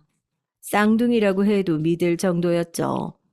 학교에서 성적도 좋다고 하더니만 늦은 시간까지 독서실에서 공부를 하다가 들어오더라고요. 아내는 그런 사돈 총각이 마음에 쓰이는지 야식을 준비해 방에 가져다 두기도 했죠. 사돈 총각은 그때마다 감사하다는 편지를 꼬박꼬박 남겨서 아내의 큰 기쁨이 되기도 했답니다. 며느리는 입덧이 좀 심한 편이었는데 아들 녀석은 귀찮아하면서도 어디서 보고 들은 것은 있는지 며느리가 먹고 싶어 하는 것들은 부지런히 사다가 대령하는 모습을 보이기도 했어요. 아내와 저는 이런 평화로운 일상이 계속해서 이어졌으면 좋겠다 싶었고요. 하지만 불행이라는 것은 예고도 없이 찾아왔습니다. 그날은 며느리가 병원을 가는 날이었어요. 아들 녀석이 취업 박람회를 가야 한다고 해서 결국 아내가 며느리와 병원을 다녀오기로 했죠. 그런데 병원에 간 아내에게서 울먹거리는 목소리로 전화가 왔습니다. 아이가 잘못됐다는 얘기를 하더군요. 저번 검진 때까지만 하더라도 멀쩡하던 아이가 왜 갑자기 잘못되었다고 하는 것인지 순간적으로 이해를 하지 못하고 무슨 소리냐고 되물었습니다. 아내는 길게 한숨을 내쉬고는 어렵게 말을 이어갔어요. 의사 선생님께서 아기 심장이 더 이상 뛰고 있지 않는다고. 그래서 지금 수술 들어가기로 했어요. 아휴, 이 녀석은 전화도 안 받네요. 세아가는, 세아가는 괜찮은 거야? 세아가한테 무슨 문제 생긴 건 아니래? 네, 다행스럽게 산모에게 이상이 있는 건 아니라고 하는데 애가 지금 정신을 못 차리고. 그러니까 당신이라도 정신 차려야지. 괜히 애 앞에서 울지 말고 정신 차려. 지금 갈 테니까. 저는 전화를 끊자마자 자리에서 일어나려고 했지만 다리에 힘이 들어가지 않았어요. 마른 하늘의 날벼락이란 말이 이런 경우를 두고 하는 말이구나 싶었습니다. 부랴부랴 달려간 병원에서 눈물 범벅이 된 아내를 만나자마자 저 역시도 참았던 눈물이 흘렀습니다. 하지만 그 슬픔이 어디 며느리만 하겠어요. 저희는 수술을 마치고 나오는 며느리 앞에서만큼은 의연하기로 약속을 하고 병실로 들어갔습니다. 의사 선생님께서는 하루 이틀 정도는 입원을 하는 것이 좋다고 했죠. 마취에서 깬 며느리는 저와 아내의 얼굴을 보자마자 큰 소리로 눈물을 터뜨렸습니다. 끊임없이 죄송하다고 말하는 며느리를 아내는 꼭 껴안아주며 그 누구의 잘못도 아니라고 말했죠. 저 역시 며느리의 손을 잡아주며 탓할 필요 없이 사람의 힘으로 어쩔 수 없는 일이었다고 말했습니다. 그렇게 한참을 울다가 쓰러져 잠든 며느리를 두고 저희는 병실을 나왔어요. 때마침 아들이 헐레벌떡 뛰어오더군요. 아내가 남긴 문자를 본 듯 했습니다. 저희를 보자마자 어떻게 된 일이냐고 묻더니 결국 수술을 해야 했단 말에 한동안 말을 잃은 듯 서 있었어요. 저는 아들의 어깨를 토닥였습니다. 누구 잘못도 아니고 어쩔 수 없이 벌어진 일이야. 누구 탓할 일이 전혀 아니다. 바보같이 애 하나도 못 지키고. 이 녀석아, 어디 그런 말이 있어. 갑자기 그렇게 될 거라고 누가 생각하고 누구 탓을 하는 거야? 아니, 그래도가 어디 있어. 아무리 생각이 없기로써니 그런 말을 입에 올리다니. 네가 진짜 정신이 제대로 박힌 놈이냐? 세아가 앞에서 그런 말 뻥끗만 해봐라. 내가 그날로 네 놈 다리를 부러뜨릴 테니까. 불같이 화를 내는 저와 아내의 반응에 아들도 눈치가 보이는지 알겠다고 말했어요. 하지만 누가 봐도 뚱한 얼굴로 병실로 들어갔죠. 표정 관리를 하란 말도 소용이 없었습니다. 며느리는 그런 아들의 얼굴을 보더니 이를 악물고는 고개를 돌려버렸죠.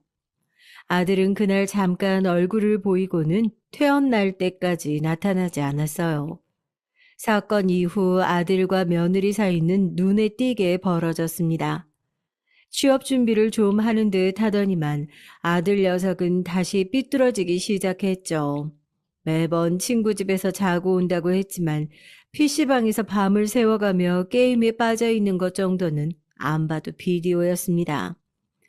며느리는 그런 아들의 만행에도 한마디 말을 하지 않더군요. 오히려 저와 아내의 미안해하는 모습에 괜찮다고 웃어 보이기까지 했어요. 게임에 빠져 허우적거리는 것까지는 그래, 그럴 수 있다고 생각했죠. 본인도 마음을 잡기가 어렵나 보다 넓은 마음으로 이해를 하려고 했죠. 하지만 아들의 행동은 점점 도를 넘기 시작했습니다. 어느 날 새벽에 술이 만취된 아들이 한 여자의 부축을 받아 집에 들어왔어요. 어처구니가 없더군요. 여자도 술에 잔뜩 취한 듯 했는데 제 얼굴을 보더니 화들짝 놀라 아들을 내팽개치듯이 하고는 사라졌습니다. 바닥에 널브러진 아들을 보고 있노라니 속에서 우라통이 터지는 기분이었어요. 언제 정신을 차릴 건지.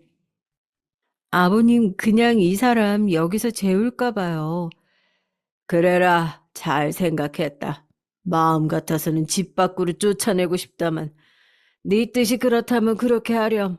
내일 출근도 해야 하니 어서 가서 자고. 아버님도 이번 주가 마지막 출근이시죠? 너무 무리하지 마시고 천천히 정리하세요. 며느리는 방에서 이불을 가져오더니 아들에게 덮어주더군요. 저는 그냥 두지 뭐하러 그러느냐고 했지만 며느리는 웃기만 했습니다. 다음날 가족들은 널브러진 아들을 보고서도 다들 모른 척하고 출근 준비를 시작했죠. 소란스러운 소리에 깬 아들이 방치된 자신의 모습에 화를 냈지만 그 누구도 대꾸하지 않았어요. 야, 넌 내가 거실에서 자고 있는데 그냥 두고 들어가냐? 말 조심해라. 어디서 야란 소리를 함부로 내뱉고 있어. 아니, 남편이 술에 취해 들어왔는데 그걸 그냥 방치하는 게 무슨 와이프예요. 진짜 못 배운 티 내기는. 당신이 적어도 자기 발로 취해서 들어왔으면 그랬겠지. 늦은 시간까지 여자랑 술 마시다 못해 여자가 여기까지 데려왔는데 내가 뭐가 이쁘다고? 그래도 네가 할 도리는 해야 할 거 아니야. 당신부터 할 도리 하고 도리를 따지지 그래. 난 당신 아내지 당신 보모가 아니야. 며느리의 말에 아들이 버럭 소리를 질렀습니다. 시부모님들과 함께 산다고 그동안 집에서 큰 소리 한 번 안 내던 며느리였기에 내심 놀라기도 했지만 저와 아내는 조용히 보고만 있었어요. 하지만 아들이 금방이라도 주먹을 휘두를 것처럼 보이기에 들고 있던 숟가락을 세게 식탁에 내려놓았습니다. 네가 뭘 잘했다고 소리를 높여? 세아가 하는 말에 틀린 말이 하나라도 있냐? 네가 취직을 하기를 했어? 아니면 그 준비를 하기라도 했어? 사춘기도 아니고 게임에 빠져 집에도 안 들어오는 녀석이 어디서 큰 소리야? 아버지 누구 편이세요? 아이, 저도 제대로 살려고 했다고요. 내 가정을 깨버린 건 저 사람이란 말입니다. 애도 잃어버리고. 저는 더 이상은 참지 못하고 벌떡 일어났어요. 하지만 며느리의 행동이 더 빨랐습니다. 철썩 소리와 함께 아들의 얼굴이 돌아갔어요. 며느리는 크게 흥분한 것도 아니었습니다. 고요하게 아들을 노려보고만 있었죠. 아무리 철이 없어도 그렇지. 해야 할 말과 하지 말아야 할 말은 구분했어야지. 당신이 나보다 더 힘드니? 정말 아무리 어리다고 해도 이렇게까지 철부지인 줄은. 야, 네가 지금 날 쳤어?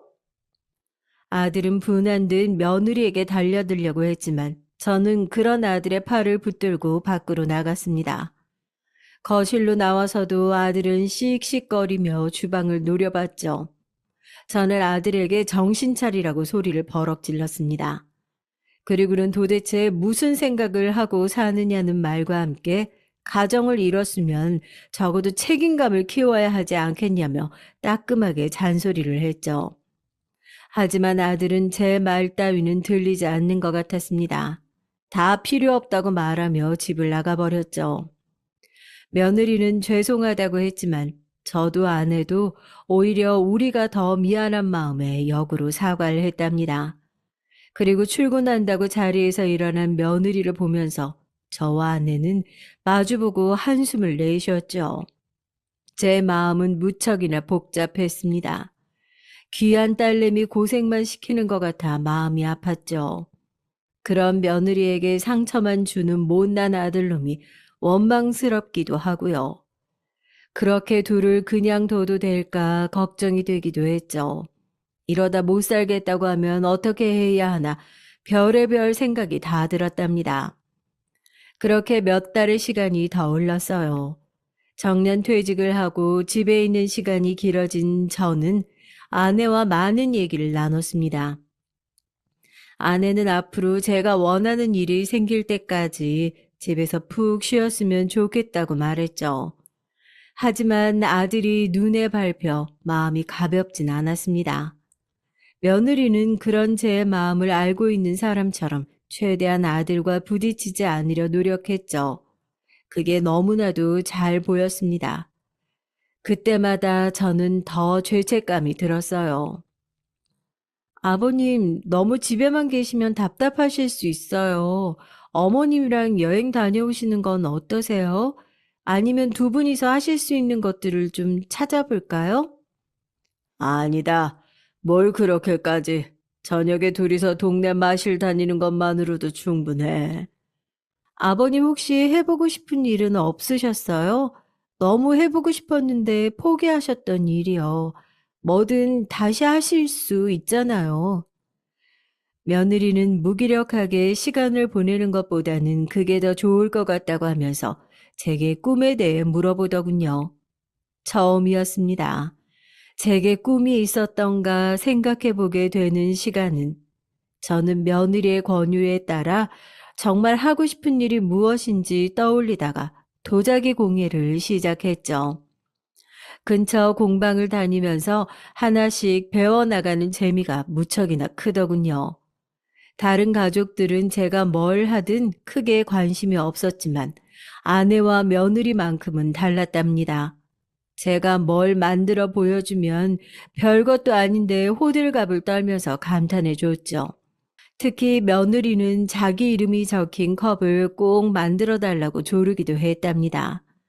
하지만 저의 즐거움과는 반대로 집안 분위기는 점점 더 흉흉해졌습니다. 제가 염려했던 점들이 현실이 되어 가는 것 같았어요. 아들 내외는 이제 저와 아내와 상관없이 언성을 높이며 싸우는 일이 잦아졌죠. 당연히 그 원인은 아들에게 있었고요. 아들의 망나니 짓을 참는 것은 부모인 제가 봐도 보통 인내심으로는 할 수 없는 일이었거든요. 당신이 유흥비로 한 달에 얼마 쓰고 있는지 알아? PC방에 술집에 도대체 얼마를 써야 속이 시원하겠어? 야, 내가 한 달을 쓰면 얼마를 쓴다고 고작 200만 원 쓴 거 가지고 이렇게 소리 지를 일이야? 고작? 당신은 그 200만 원 벌어본 적은 있어? 아니, 단돈 100만 원이라도 벌어본 적 있냐고. 취업 준비는커녕 놀러 다니게 바쁜 당신을 내가 언제까지 참아줘야 돼? 참아줘? 야, 뭘 참아줬는데? 하루가 멀다 하고 소리 지르고 잔소리하고 이렇게 사람을 들들 볶는데 내가 집에 들어오고 싶겠어? 얼굴 보고 얘기하고 싶겠냐고. 숨이 막혀. 이제 여기 있으면 알아? 난 당신 꼴 보고 싶을 것 같아?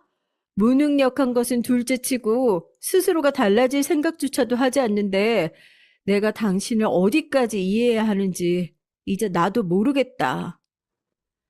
두 사람이 싸우는 소리를 밖에서 듣고 있자면 내 자식이지만 정말 아들 녀석이 치가 떨릴 정도로 징그럽더라고요. 어떻게 저렇게 생각이 없을 수가 있나. 며느리한테 미안한 마음만 자꾸 들었죠. 아내와 저는 이대로 둘 수 없다는 생각에 아들을 따로 불러 얘기를 해봤지만 씨알도 먹히지 않더군요.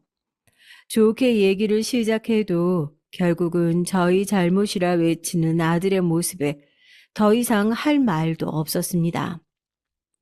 이게 다 아버지 어머니 때문이잖아요. 아, 이렇게 저를 키우셨으면 이제 와서 저들 어쩌라고요. 너도 성인이다. 언제까지 부모님 탓만 하고 살 거야? 그래, 할머니가 너 오냐오냐 하실 때 내가 제대로 엄하게 잘못 가르치지 못한 건 사실이지만 그렇다고 계속 내 탓만 하면서 살 거야? 성인이면 이제 자신의 말에 책임질 줄도 알아야지. 아들은 아무리 제가 얘기를 해도 귀를 닫고 듣지 않았어요. 저렇게 다 큰 녀석을 때려서 가르칠 수도 없는 노릇이고 정말 사람 환장하겠더군요. 그러던 어느 날 평소보다 일찍 들어온 아들은 아주 심각한 얼굴로 아내와 제게 할 말이 있다고 했어요. 며느리는 어떤 얘기인지 다 안다는 얼굴로 곁에 함께 앉아 있었죠. 저희 이혼하기로 했어요. 위자료는 따로 주고받지 않기로 했고요. 이 사람도 동의했습니다. 그래서 내일 서류 내려고요. 지금 뭘 한다고? 이혼? 갑자기 그게 무슨 말이냐? 결혼한 지 1년도 되지 않았는데 무슨 이혼이야? 죄송합니다, 아버님. 이렇게 사는 것은 저도 이 사람에게도 시간 낭비인 것 같아요. 서로 미워하면서 살 수는 없잖아요. 며느리의 말에 저와 아내는 아무런 반박을 할 수 없었어요. 아내는 아쉬움에 꼭 이혼을 해야겠냐고 물어봤지만 며느리는 슬픈 미소를 지으며 죄송하다는 말만 했죠. 다음 날 아들은 아주 홀가분한 얼굴로 며느리는 굳은 표정으로 이혼 서류를 제출하러 나갔습니다. 그리고 시집 오던 날과 마찬가지로 짐을 챙겨 나갔죠. 저는 나가는 며느리를 붙들고 손에 작은 상자 하나를 쥐어줬어요. 며느리가 상자를 열어보더니 고개를 푹 숙였습니다. 늦어서 미안하다. 제일 예쁘게 만들어주고 싶었는데 이렇게 전해주게 될 줄은 몰랐구나. 마음에 들었으면 좋겠다. 평생 간직할게요, 아버님. 감사합니다. 너무 예뻐요. 며느리는 눈물이 가득한 얼굴로 웃었죠. 사돈 총각은 우리가 원망스러웠을 텐데도 저희를 보며 그동안 감사했다고 꾸벅 인사를 하고는 아내에게 편지를 쥐어주고 나갔습니다. 아침 저녁으로 챙겨주던 따뜻한 밥에 늘 마음 든든했다고 절대 잊지 못할 것이라는 말에 아내는 한참을 울었습니다. 그렇게 며느리와 이별을 해야 했어요. 그 뒤로도 문득 며느리가 생각나는 일이 많았습니다. 도예를 시작한 이후 처음으로 제가 디자인한 화병이 완성됐을 때도 아내가 병원에 입원했을 때도 생각이 났죠. 세아가 잘 지내고 있겠죠? 사돈 총각도 한번 봤으면 좋겠는데. 보러 가면 되지. 당신 태어나면 만나러 갑시다. 아내는 아쉽게도 그 소원은 이루지 못하고 눈을 감아야만 했죠. 장례식장에 앉아 있는데 며느리에게 연락을 하고 싶은 생각은 굴뚝 같았지만 결국은 말하지 못했습니다.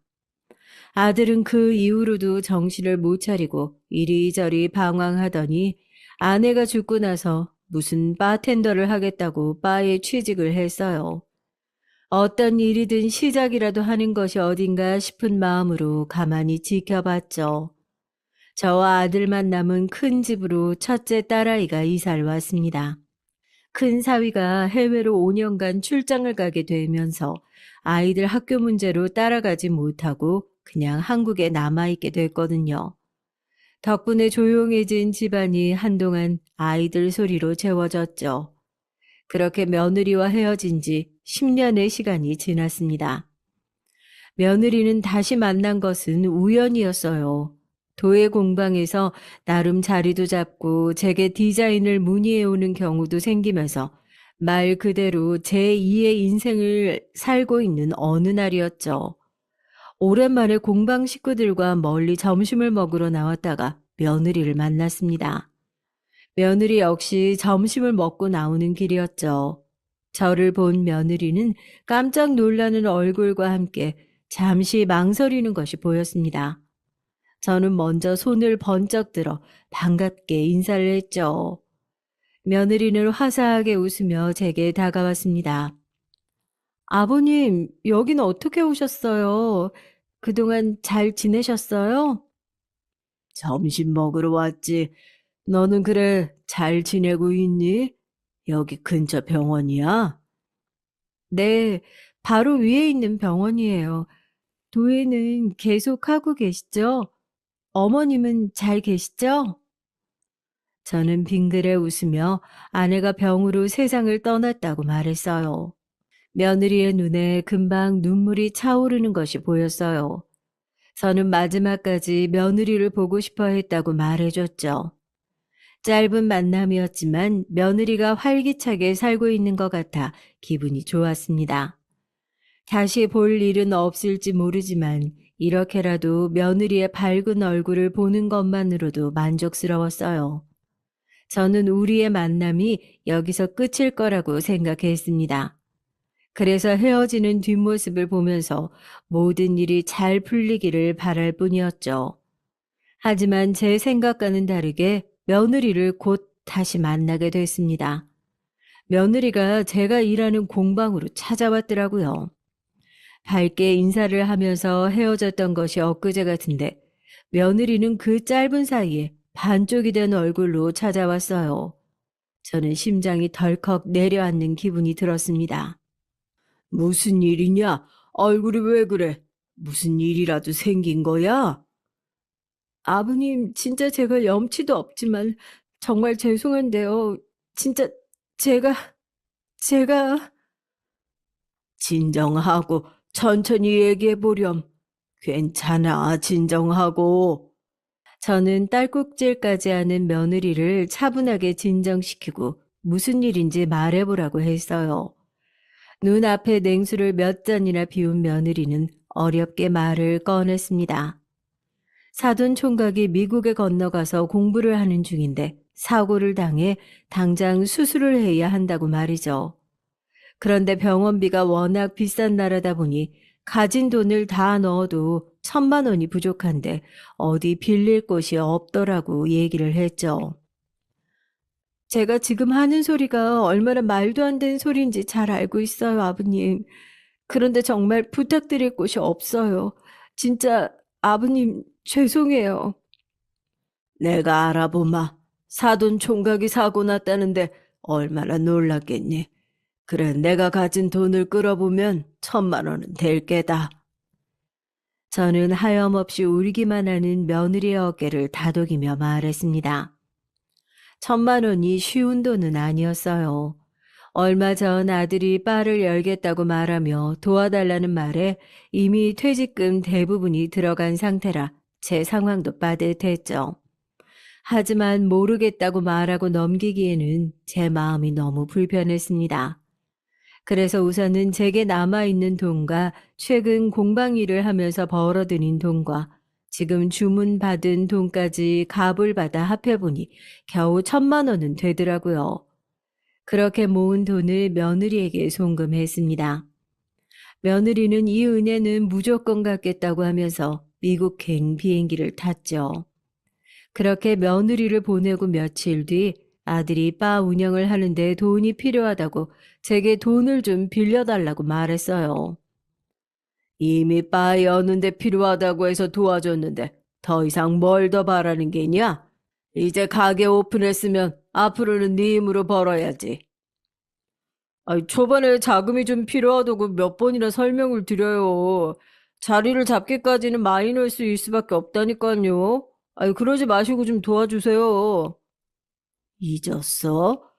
바를 여는 것까지만 도와주기로 약속하기로 했잖아. 그때 분명히 내가 말했지. 앞으로 어떤 일이 일어나도 그것은 다 네 책임이고 네가 알아서 해야 한다고. 더 이상 나한테 와서 손 벌릴 생각하지 마라. 아니, 다른 집 부모들은 집이든 가게든 다 턱턱 해주는데, 아, 왜 아버지는 안 해주세요? 아, 남들처럼 해줄 능력이 없으면 낯을 말든가요. 마지막이라는데 끝까지 이렇게 나오실 거예요? 저는 어처구니 없는 아들의 말에도 단호하게 거절했습니다. 솔직히 말하면 며느리에게 돈을 다 건네는 바람에 제 수중에 남아있는 돈 자체가 거의 없는 거였죠.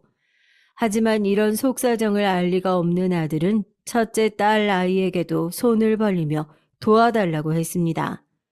첫째 역시 저와 비슷한 입장이었죠. 아버지가 지금까지 도와주신 것만으로도 충분해. 아버지가 무슨 큰 죄를 지셨다고 너한테 이리저리 끌려다녀야 하는 거야?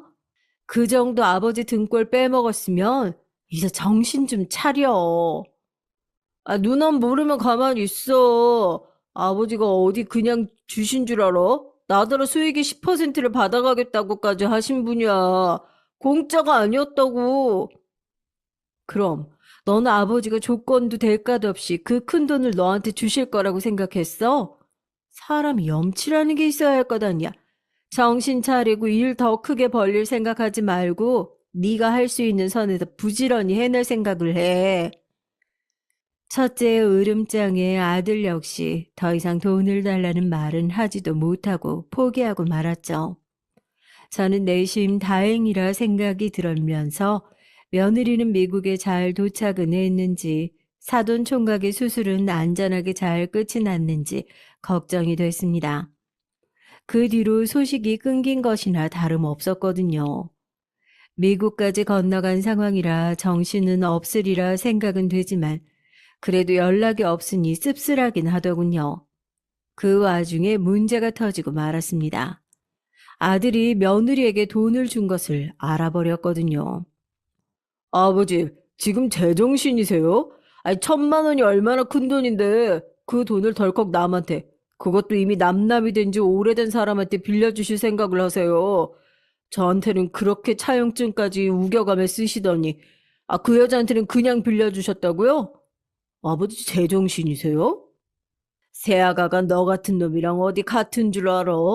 그리고 내 돈이야. 내가 피땀 흘려가면서 벌어들인 내 돈이라고. 내 돈을 내가 알아서 하겠다는데 네가 뭔데 이래라 저래라야.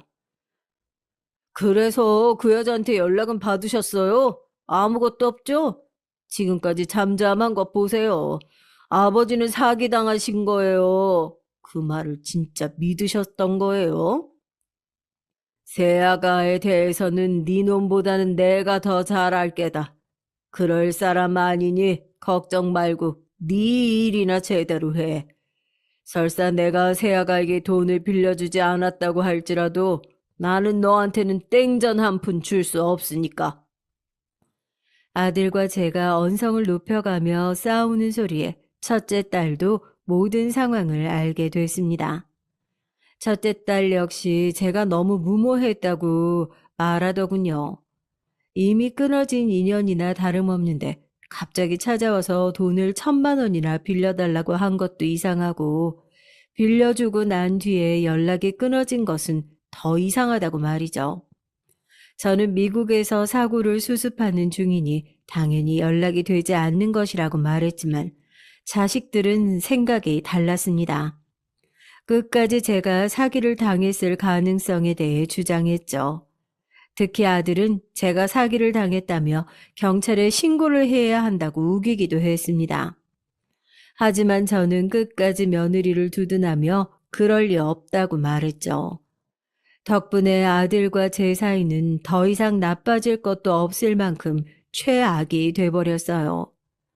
첫째 딸마저도 제가 너무 성급했다고 말하면서 사기의 가능성에 더 무게를 두고 있었던 터라 덩달아 소원해질 수밖에 없었죠. 시간이 흘러 달이 바뀌고 해가 바뀌자 가족들은 제가 사기를 당한 것이 확실하다는 반응이었습니다. 그리고 늦었지만 지금이라도 신고를 해야 한다고 했죠. 하지만 제 생각에는 변함이 없었습니다. 1,000만 원이에요. 1,000원이 아니라 1,000만 원. 아니, 그렇게 큰 돈을 사기당하셨는데 신고를 하지 않겠다니. 말이 되는 소리로 하세요. 네 놈이랑 헤어지면서 위자료라고는 한 푼도 안 받고 나갔다. 됐어. 위자료 줬다 생각할란다. 아니, 자기 자식 하나 챙기지 못한 사람한테 위자료는 무슨. 그때 아이만 제대로 지켰어도 우리가 이렇게까지는 안 됐다고요. 이놈이 아직도 그런 무식한 소리를. 그런 일은 누구의 잘못도 아니라고 몇 번을 더 말해야 알아. 내가 그런 말 입에 올리면 다리를 확 분질러 버린다고 했지. 아들은 어떻게 끝까지 자신의 편이 아닌 며느리의 편을 들 수 있느냐고 화를 냈답니다. 안 그래도 좋지 않았던 사이는 더 벌어져 이제는 남보다 못한 사이가 돼버렸어요. 아들은 결국 가게에서 지내겠다며 짐을 싸서 나가버렸습니다. 큰 집에 덩그러니 혼자 남게 되니 여간 쓸쓸한 것이 아니더군요. 저는 집을 처분하고 근처 작은 아파트로 옮기기로 결정했습니다. 집을 처분한 돈으로는 다니던 공방 옆에 제 작업실을 따로 만들었죠. 그리고 그곳에서 묵묵하게 주문받은 일들을 하면서 살았습니다. 딸아이들은 고맙게도 돌아가며 제가 살고 있는 곳을 찾아와 반찬이며 청소며 도와주었어요. 아들은 코빼기도 보이지 않았죠. 가끔 첫째 딸이 아들의 소식을 전해주기는 했어요. 바를 운영하는 것이 쉬운 일이 아니다 보니 고전하고 있다고요.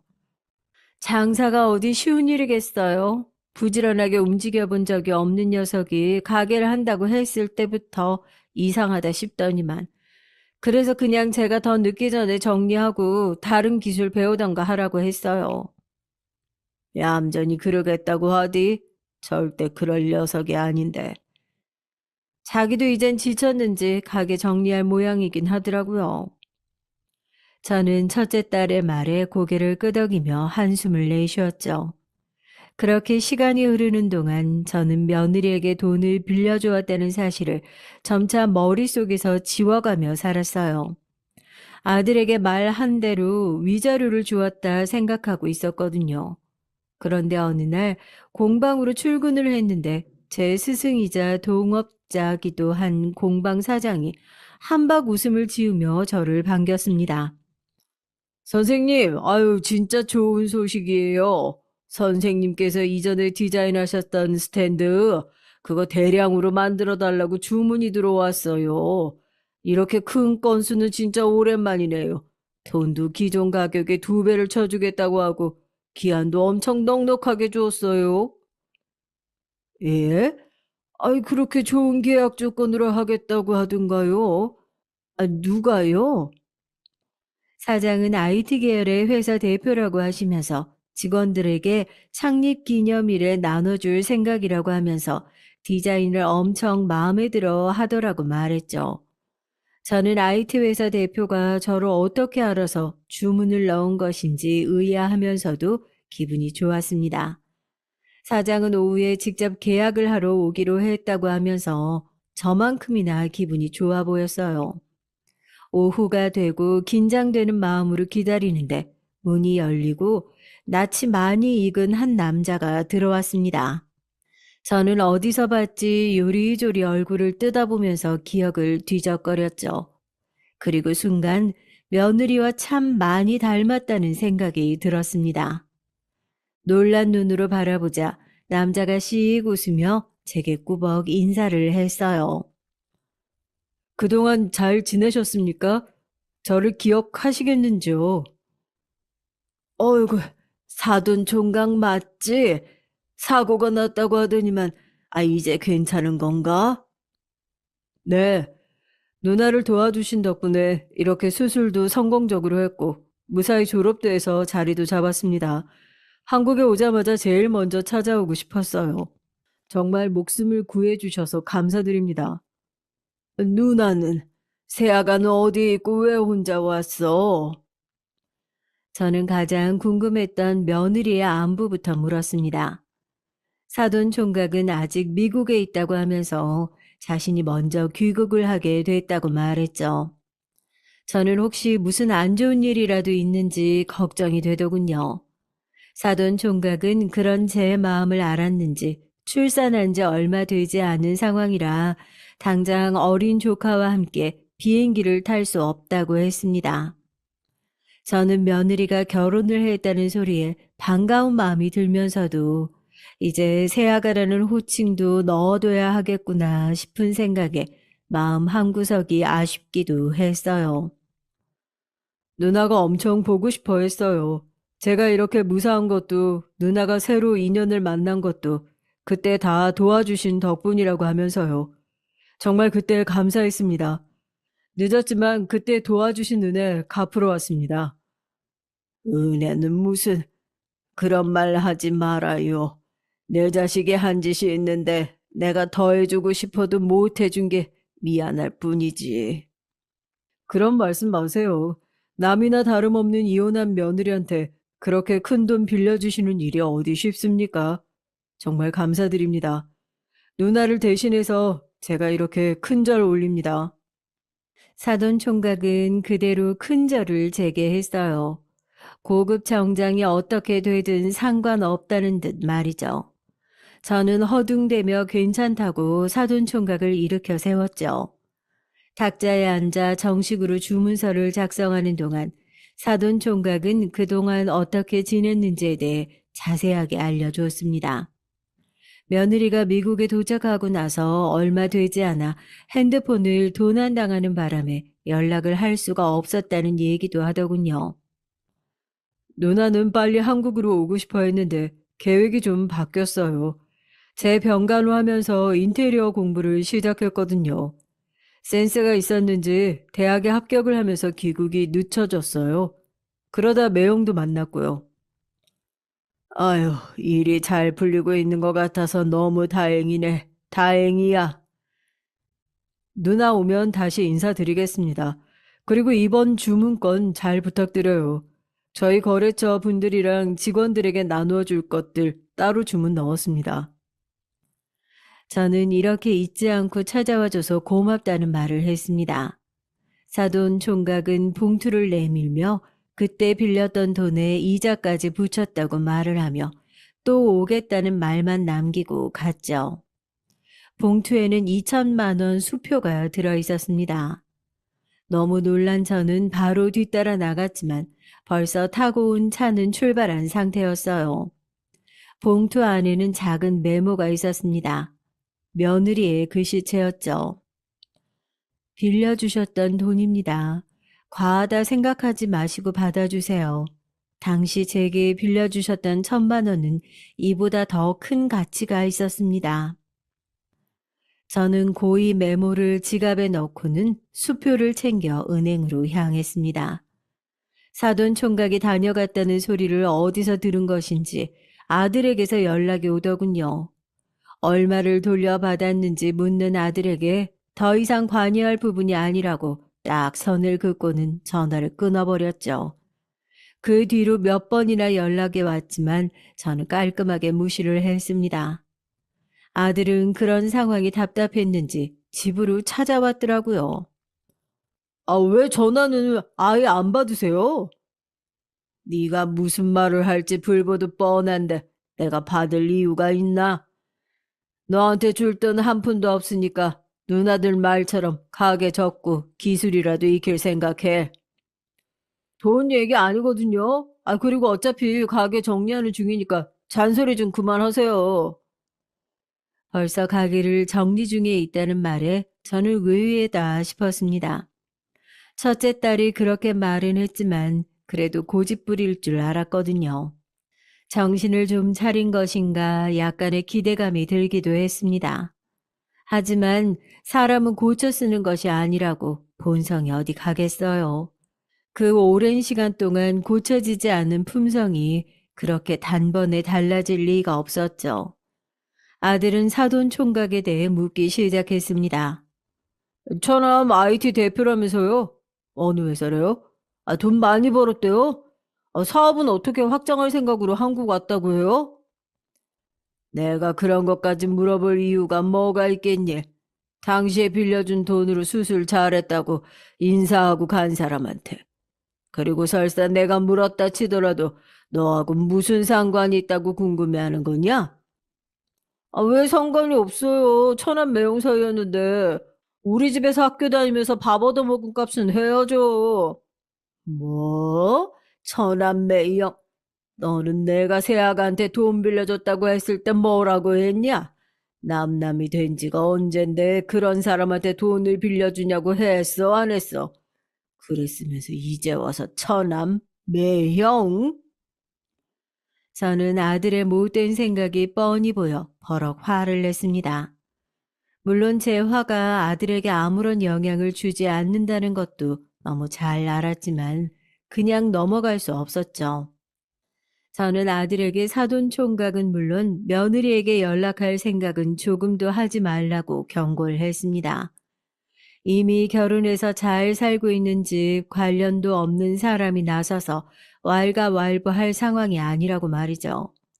하지만 아들은 사돈 총각이 회사 대표라는 사실에 이미 혹한 상태여서 소용이 없었어요. 아버지도 생각을 좀 해보세요. 어머니가 어지간하 하셨어요. 야식에 아침밥에 주말에는 도시락까지 그렇게 애를 쓰셨는데 아, 그 대가는 받아야죠. 네 어머니가 그런 대가 바라고 한 일인 줄 알아?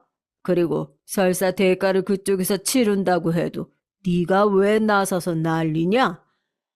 아, 외기는요, 제가 아들이잖아요. 어머니도 돌아가셨는데. 아, 그럼 제가 저는 결국 참지 못하고 손에 들고 있던 냉수를 아들의 얼굴에 부어버렸습니다.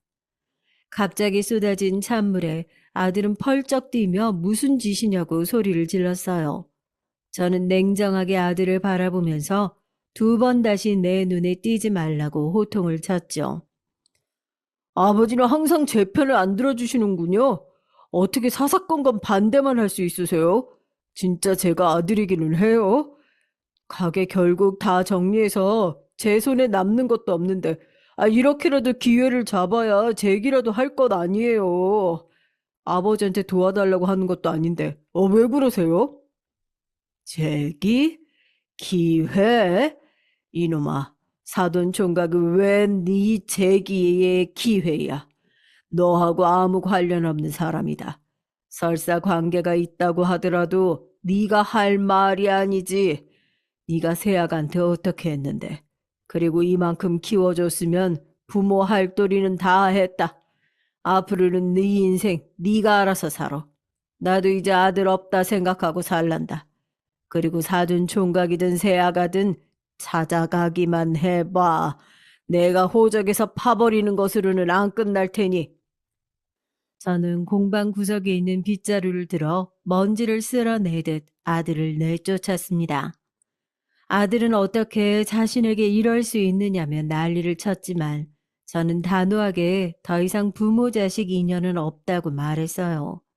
아들 역시 앞으로 아버지는 없는 셈 치겠다고 하면서 공방 입구에 있는 그릇들을 발로 차고는 나가버렸습니다. 산산조각이 난 그릇이 꼭 제 마음 같았어요. 저는 눈물을 삼키며 그릇을 조심스럽게 쓸어 담았습니다. 아들은 그 길로 누나들을 찾아가 하소연을 했는지 딸아이들이 줄줄이 전화가 오더군요. 아무리 그래도 부모 자식 인연을 끊겠다고 하는 것은 너무한 것 같다는 반응이었습니다. 저는 오늘 아들 녀석이 제게 했던 말을 그대로 전하면서 제 결정에는 변함이 없다고 확실하게 말했어요. 딸아이들은 어떻게 그럴 수가 있느냐고 기함을 토했고요.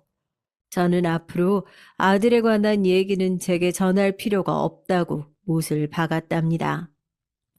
그로부터 몇 달 후 드디어 며느리가 공방으로 찾아왔어요. 한국에 들어오자마자 왔다고 말하며 저를 보자마자 눈물을 보이며 일찍 찾아오지 못해 죄송하다고 말했죠. 오랜만에 다시 만난 며느리의 모습은 많이 달라져 있었습니다. 얼굴에 훨씬 생기가 돌고 있었죠. 저는 며느리의 손을 꼭 잡고는 그런 것은 전혀 신경 쓰지 않는다고 말하며 자리를 권했습니다. 오래전 저를 찾아와 1,000만 원을 빌려달라고 말했던 그날과 같은 자리에 앉아 마주 본 저와 며느리는 괜히 그때의 일이 떠올라 웃음이 터졌죠. 동생한테 들으셨겠지만 이번에 남편이 한국으로 사업을 확장하면서 저도 함께 하기로 했어요. 그래서 말인데요. 아버님 제가 인테리어 하는 집에 아버님이 소품들을 만들어 주셨으면 좋겠어요. 아버님 건강만 괜찮으시면 말이에요. 아니, 들어보니 남편이 유명 건축가라고 하던데. 그러면 이름 있는 작가들 작품을 넣는 게 낫지 않겠니? 제 눈에는 아버님이 만들어주시는 소품들이 그 어떤 작가들보다 뛰어난걸요? 그리고 아버님께서 겸손하신 거예요. 디자인도 그렇고 색도 그렇고 어느 누가 이렇게 만들 수 있겠어요. 충분히 하실 수 있어요, 아버님. 며느리의 말을 듣고 있으니 뭔가 할 수 있겠다는 자신감이 생기더군요. 며느리가 인테리어 한 집 안에 제 작품을 곳곳에 배치할 수 있는 기회는 제 인생을 뒤흔들 만한 사건이기도 했습니다. 저를 알아봐주고 제 디자인을 높이 평가해주는 사람들이 늘어나기 시작한 것이죠. 제가 있는 공방으로 찾아와 주문하는 분들도 계셨고, 며느리와 같은 일에 종사하는 사람들이 대량으로 주문하는 일도 있었답니다. 심지어 제 이름을 건 전시회도 할 수 있었죠. 하지만 제가 정말 기뻤던 것은 다른 이유 때문이었습니다. 며느리는 그 이후에도 몇 번이나 저를 찾아왔어요. 남편과 아들까지 데려와 인사를 했고요. 저보다 머리 하나는 더 큰 외국인이 허리를 숙이며 아버님이라고 부르는데 기분이 묘하더라고요. 그래도 이제는 아버님과 새아가라는 호칭을 쓰면 안 되지 않을까 싶은 생각이 들었는데 며느리는 아니더라고요. 아버님이 불러주시는 새아가 소리가 얼마나 좋은지 모르실 거예요. 이 사람도 다 알아요. 아버님과 제 관계. 괜찮다고 했고, 오히려 이 사람은 아버님이 제 친정 아버님이라고 생각하겠다고 할 정도인걸요? 저는 그 말에 인연이 모두 끝났다고 생각했는데, 새로 가족이 생긴 기분이 들었죠. 지금 이렇게 사연을 쓰는 지금까지도 며느리와는 꾸준히 연락을 주고받는 중이랍니다. 얼마 전에 사돈 총각이 결혼할 사람이라고 소개도 시켜주더군요. 그 자리에서 아버지 같은 사람이라고 말하는데 괜히 눈물도 날 뻔했습니다. 저 어려운 부탁인 줄은 알지만 당일 부모님 자리에 앉아주실 수 있을까요? 아이고, 그런 중요한 자리를 나한테 부탁해도 되는 거야? 아버님 아니면 그 자리에 누가 앉겠어요. 그러지 말고 꼭 오셔서 축복해 주세요. 저는 기꺼이 그 자리에 함께 하겠다고 약속을 했습니다. 아들 하나를 새로 얻었다 생각하기로 했죠. 어제는 사돈 총각의 결혼식이었습니다. 식장으로 들어가는 사돈 총각을 보는데 아들 생각이 나더군요. 이제는 누나들과도 연락을 끊고 잠수를 타버려 어떻게 지내는지도 모르지만 부디 더 이상은 남 탓하지 말고 스스로를 돌아보며 자신의 힘으로 인생을 살아가기를 기도할 뿐입니다.